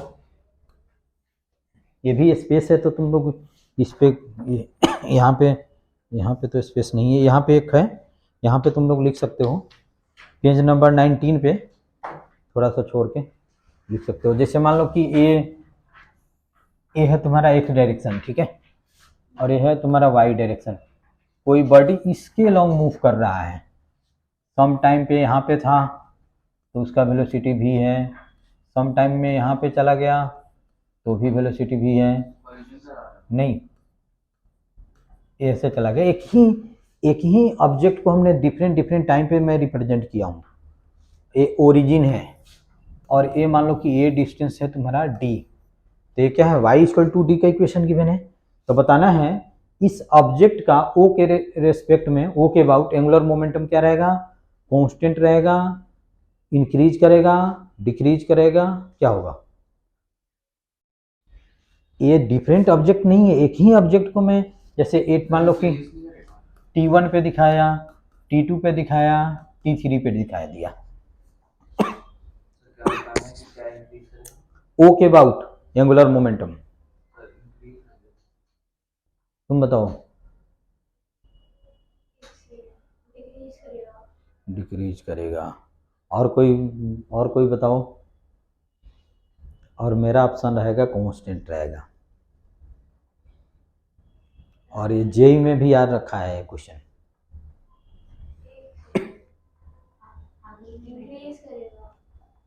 डिक्रीज करेगा, मेरे अकॉर्डिंग कांस्टेंट रहेगा। हमने क्या फॉर्मूला बताया था, R क्रॉस F, यही बताया हूँ मैं। एंगुलर मोमेंटम कुछ हाँ एंगुलर मोमेंटम ही पूछ रहा हूँ, आर क्रॉस एफ यही बता, सॉरी आर क्रॉस पी यही बताया हूँ मैं, ठीक है। जैसे ए डिस्टेंस मान लो कि तुम्हारा ए तुम्हारा R1 हो जाएगा, ए तुम्हारा क्या हो जाएगा R2 हो जाएगा, ए तुम्हारा क्या हो जाएगा पोजीशन वेक्टर R3 हो जाएगा। इसमें तो कोई डाउट्स नहीं होना चाहिए, बता दो यस और नो। अच्छा ए एंगल मान लो कि θ1 है, तो ए एंगल कितना हो जाएगा θ2 हो जाएगा, तो ए एंगल कितना हो जाएगा θ3 हो जाएगा। इसमें तो कोई डाउट्स नहीं होना चाहिए, समझ रहे हो ना। जैसे इसके लिए मैं निकाल रहा हूँ या इसके लिए, किसी एक के लिए बोलो मैं निकालता हूँ, किसके लिए निकालो R1 R2 R3 किसके लिए, R2 के लिए निकालूँ। तो एल इक्वल टू हमने क्या बताया था R क्रॉस P, या एल इक्वल टू हमने बताया था RP साइन थीटा, इसमें भी कोई तो R2P साइन थीटा 2 लिख सकते हैं, या R2 समझ रहे हो ना MV साइन थीटा 2 लिख सकते हैं, इसमें भी कोई डाउट्स नहीं होना चाहिए। और इसको हम ऐसे लिख दें MV R2 साइन थीटा 2, तो इसमें भी कोई डाउट्स नहीं होना चाहिए, बता दो यस और नो। तो ए θ2 है तो ए एंगल कितना होगा, ये भी θ2 होगा, इसमें भी कोई डाउट्स नहीं होना चाहिए। इस ट्रायंगल को लो, इस ट्रायंगल को साइन θ2 इक्वल टू बताओ, साइन θ2 इक्वल टू बताओ D/R2 क्रॉस मल्टीप्लाई कर दो तो D इक्वल टू कितना हो जाएगा R2 sign θ2, R2 sign θ2 equal to कितना हो जाएगा D, तो इसको हम लिख सकते हैं क्या MV इंटू D, और ये कांस्टेंट रहेगा, क्योंकि R इंक्रीज हो रहा है और थीटा डिक्रीज हो रहा है। यहाँ पे समझ रहे हो ना, R क्या हो रहा है इंक्रीज हो रहा है, लेकिन थीटा डिक्रीज हो जाएगा। जैसे हम इसको करेंगे तो R इंक्रीज होगा, लेकिन साइन θ2 डिक्रीज हो जाएगा, तो साइन θ2 डिक्रीज हो जाएगा। लेकिन अगर cos θ2 होता तो इंक्रीज हो जाता, तो फिर वो इंक्रीजिंग में हो जाता, समझ गए। लेकिन दोनों का प्रोडक्ट क्या रहेगा कांस्टेंट रहेगा। तो ये जेई में भी पूछा हुआ है, कहीं स्कूल में पूछ दे तो समझ लेना था, समझ गए क्या। मैंने बताया कि कोई ऑब्जेक्ट स्केल लाइन के जा रहा है, ठीक है, तो ओ के अबाउट हमको बताना है उसका एंगुलर मोमेंटम क्या रहेगा, कांस्टेंट रहेगा, बढ़ेगा घटेगा। तो हमने बता दिया कि ये कांस्टेंट रहेगा। कैसे, ये होता है आर पी साइन θ2, ठीक है। तो जैसे जैसे अवे जाएगा ओ से तो उसका डिस्टेंस इंक्रीज करेगा, आर इंक्रीज करेगा, लेकिन थीटा क्या होगा डिक्रीज करेगा, तो साइन थीटा की वैल्यू डिक्रीज कर जाएगा। जितना आर इंक्रीज करेगा उतना ही साइन थीटा डिक्रीज कर जाएगा, दोनों का प्रोडक्ट कांस्टेंट रहेगा। अब इसी क्वेश्चन पे अब ये क्वेश्चन है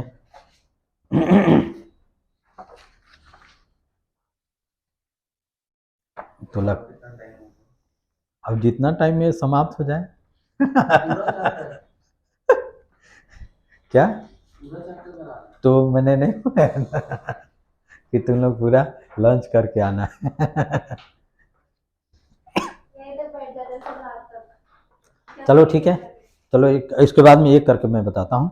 ये तो स्कूल में नहीं आएगा, ये जेई में पूछा हुआ है, सेम इसी कंसेप्ट में क्या, हम पक्का ये क्या स्कूल में आएगा।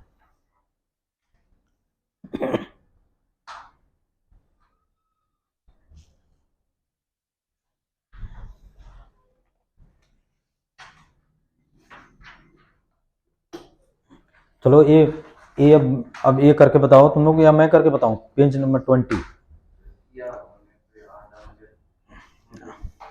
अच्छा इसमें बता दो कि ओ के अबाउट इसका एंगुलर मोमेंटम क्या रहेगा, इंक्रीज करेगा, डिक्रीज करेगा, या कांस्टेंट रहेगा। अब तो तुम लोग सीधे बोल दिए कांस्टेंट, अब इसमें मेरा ऑप्शन रहेगा इंक्रीज करेगा। पढ़ो ये पेज नंबर 20। ये particle of mass m is released from point O, point x equal to x0, ठीक है, on the x axis from origin O, ठीक है, fall vertically along the y axis as shown in figure। तो find the torque acting, torque निकालना, इसमें angular momentum बता दो, O के अबाउट क्या होगा, इंक्रीज करेगा, डिक्रीज करेगा, या कांस्टेंट रहेगा।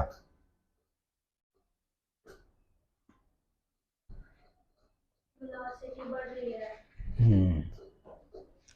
फ्री फॉल में तो वेलोसिटी बढ़ेगा, तो वेलोसिटी बढ़ेगा तो ये बढ़ेगा, वेलोसिटी बढ़ेगा, क्योंकि फ्री फॉल कर देंगे तो v इक्वल टू कितना हो जाएगा, v इक्वल टू कितना हो जाएगा यू स्क्वायर प्लस 2s, तो वो भी इंक्रीज करेगा। तो चलो इसको मैं करके बताता हूँ।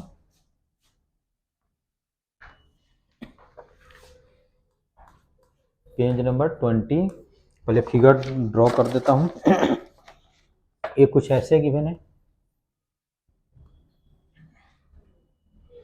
ये है तुम्हारा वाई एक्सिस, ये है ओरिजिन, और इसके अबाउट बॉल फॉल हो रहा है। सम टाइम पे मान लो कि यहाँ पे है मास, सम टाइम पे यहाँ पे है, जैसे यहाँ पे वेलोसिटी v1 है, यहाँ पे मास इसका वेलोसिटी कितना हो जाएगा v2 हो जाएगा, और सम टाइम पे यहाँ पे है, इसका वेलोसिटी क्या हो जाएगा v3 हो जाएगा, और ए गिवन है तुम्हारा डिस्टेंस x0, ठीक है।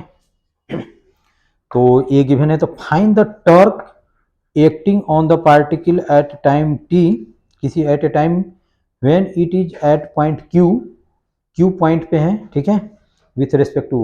तो हमने क्या बताया, एंगुलर मोमेंटम या टॉर्क किसी पॉइंट के अबाउट निकाला जाता है, तो वो पॉइंट के अबाउट निकालना है तो तुम ऐसा करो कि इसको ऐसे हमने कर दिया, ये तुम्हारा r हो गया, वेलोसिटी बढ़ रही है लेकिन साइन थीटा तो कम हो रहा है। थीटा, ठीक है कोई बात नहीं, लेकिन टॉर्क क्या होगा, कांस्टेंट होगा। एंगुलर मोमेंटम कांस्टेंट होना चाहिए। एंगुलर मोमेंटम नहीं, एंगुलर मोमेंटम तो इंक्रीज करेगा, अभी तुमने बता दिया। चलो पहले टॉर्क को देखो, टॉर्क का फॉर्मूला क्या होता है, r क्रॉस एफ, बता दो यस और नो। तो इसको हम लिख सकते हैं r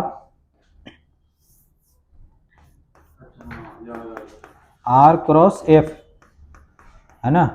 तो टॉर्क इक्वल टू कितना हो जाएगा, आर एफ साइन थीटा, ठीक है, और एफ कितना हो जाएगा mg, इस केस में एफ कितना हो जाएगा mg, तो आर mg कितना हो जाएगा साइन थीटा हो जाएगा, और ए तुम्हारा क्या हो गया आर, ए थीटा हो गया। तो इसमें हम फर्दर लिख सकते हैं क्या, mg और आर साइन थीटा, और इसको हम फर्दर लिख सकते हैं mg और इंटू x0 लिख दे तो कोई फर्क नहीं पड़ेगा, अभी हमने किया था इसे, समझोगे कैसे। अभी sine theta equal to x0 upon में r कर देंगे जैसे, और यहाँ पे हम ऐसे लिख सकते हैं साइन थीटा इक्वल टू कितना हो जाएगा x0 अपॉन में r, क्रॉस मल्टीप्लाई कर दो तो r sine theta equal to कितना हो जाएगा x0 हो जाएगा, और mg इंटू x0, टॉर्क क्या रहेगा, कांस्टेंट रहेगा वो के अबाउट,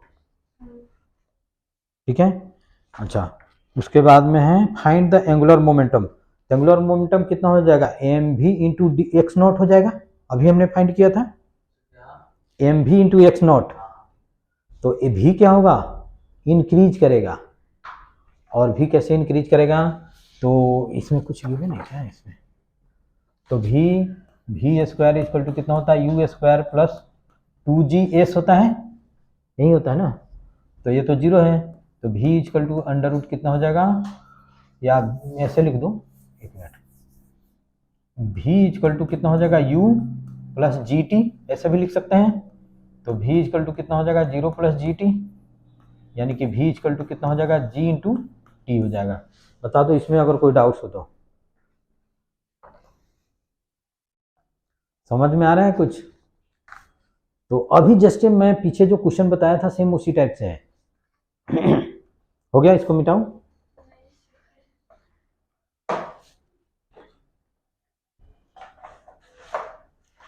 तो ये क्वेश्चन अच्छी तरह से कर लेना है, ये स्कूल के पेपरों में आता है क्वेश्चन है।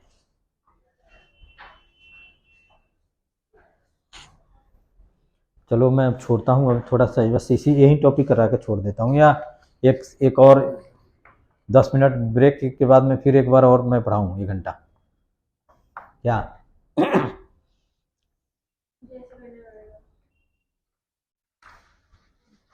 तुम बताओ, 10 मिनट ब्रेक दे दें। तुम लोग देखो, हम तो दिन भर पढ़ाते रहते हैं, हमको क्या दिक्कत है, तुम लोग देख लो कि अभी समझ में आ रहा है या माइंड सेचुरेट्स कर गया बिल्कुल।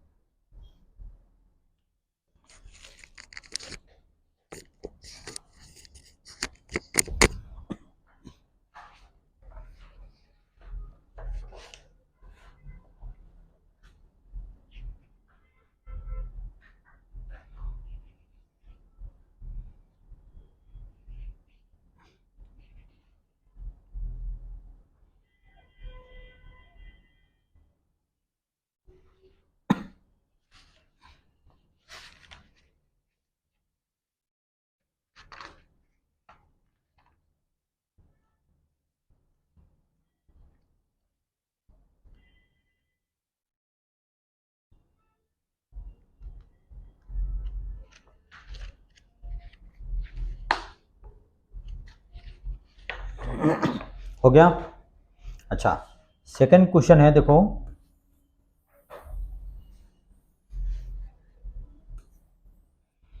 सेकंड क्वेश्चन है, एंगुलर मोमेंटम निकालना है। तो एल इक्वल टू कितना होता है, आर क्रॉस एम भी, यानी कि एल इक्वल टू कितना हो जाएगा, आर एम भी साइन थीटा।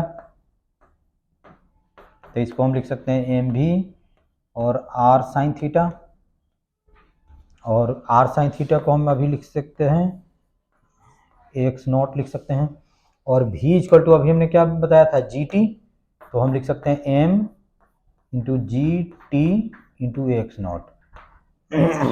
तो देखो जैसे जैसे टाइम इंक्रीज करेगा, क्यों नहीं नोट कर रहे हो, क्या माइंड सेचुरेट्स कर गया?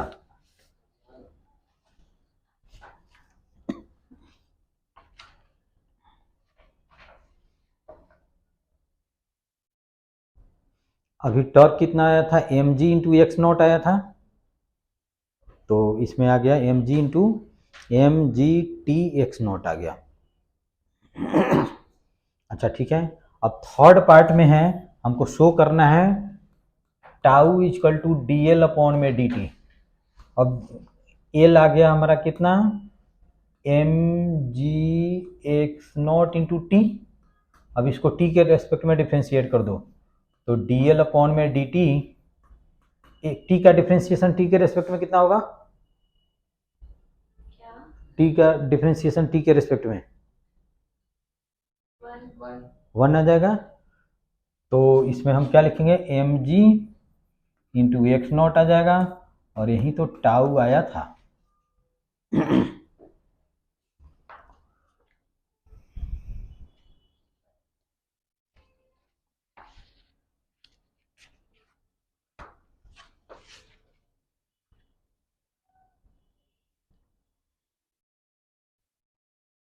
ऐसे कल तुम लोग अगर, कल तो ऐसे शाम को क्लास है, अगर शाम को क्लास नहीं होता तो मैं कल तुम लोग को सुबह बुलाता। तो ऐसे सवेरे आओगे, फिर 3:30 में आओगे। कल ऐसे है कि 2:30 में आ जाओ, कोई दिक्कत तो नहीं है? तो सुबह ही रख दो ना फिर रात नहीं सुबह तो नहीं। क्यों? शाम को रहने दो, क्या? शाम को हाँ, तो रहने वही तो सुबह ही रख लो फिर। सुबह ऑलरेडी मेरा क्लास फिक्स है कहीं पे। दो। तो आपने बोला बुला लेते हैं। हाँ, ये नहीं, बात है। मैं सोचा कि कल तो मंडे है, नहीं तो मैं बुला लेता अगर उधर डे होता तो चलो आगे कराऊं या रहने दूं? चलो एक लिख लो, इक्विलिब्रियम। देखो वहां भी इक्विलिब्रियम हमने कराया था, कहाँ पे, केमिस्ट्री में तो नहीं कराया था, लॉज ऑफ मोशन में। याद है, उसमें नेट फोर्स 0 होता था। अब ये है मैकेनिकल इक्विलिब्रियम। मैकेनिकल इक्विलिब्रियम में ये होता है कि ट्रांसलेशनल इक्विलिब्रियम भी हो और रोटेशनल इक्विलिब्रियम हो। ट्रांसलेशनल इक्विलिब्रियम के लिए नेट फोर्स 0 और रोटेशनल इक्विलिब्रियम के लिए नेट टॉर्क 0 होना चाहिए, ठीक है? रोलिंग विदाउट स्लिपिंग है। क्या? Rolling without slipping. Rolling without slipping यहाँ पे है, लास्ट में है। इस पे भी क्वेश्चन में रखा हूँ, ये भी कराऊंगा भी, यहाँ भी क्वेश्चन है इस पे। रोलिंग विदाउट स्लीपिंग तो रहने देते हैं, तुम लोग तो थक गए। सर, हाँ, मैं इसीलिए आई थी आज बस। तो रोलिंग तुम्ही को पढ़ाता हूँ, रोलिंग विदाउट स्लीपिंग। बोलो, यहाँ से शुरू करूँ? एक मोमेंट ऑफ इनर्शिया तो तुम लोग को पता ही है, ये है रोलिंग मोशन, और कुछ नहीं है रोलिंग विदाउट। हाँ इसमें मुझे करा देना। अच्छा, ट्रांसलेशन और रोटेशन दोनों होता है ना। हाँ हाँ बस पता है। पता है।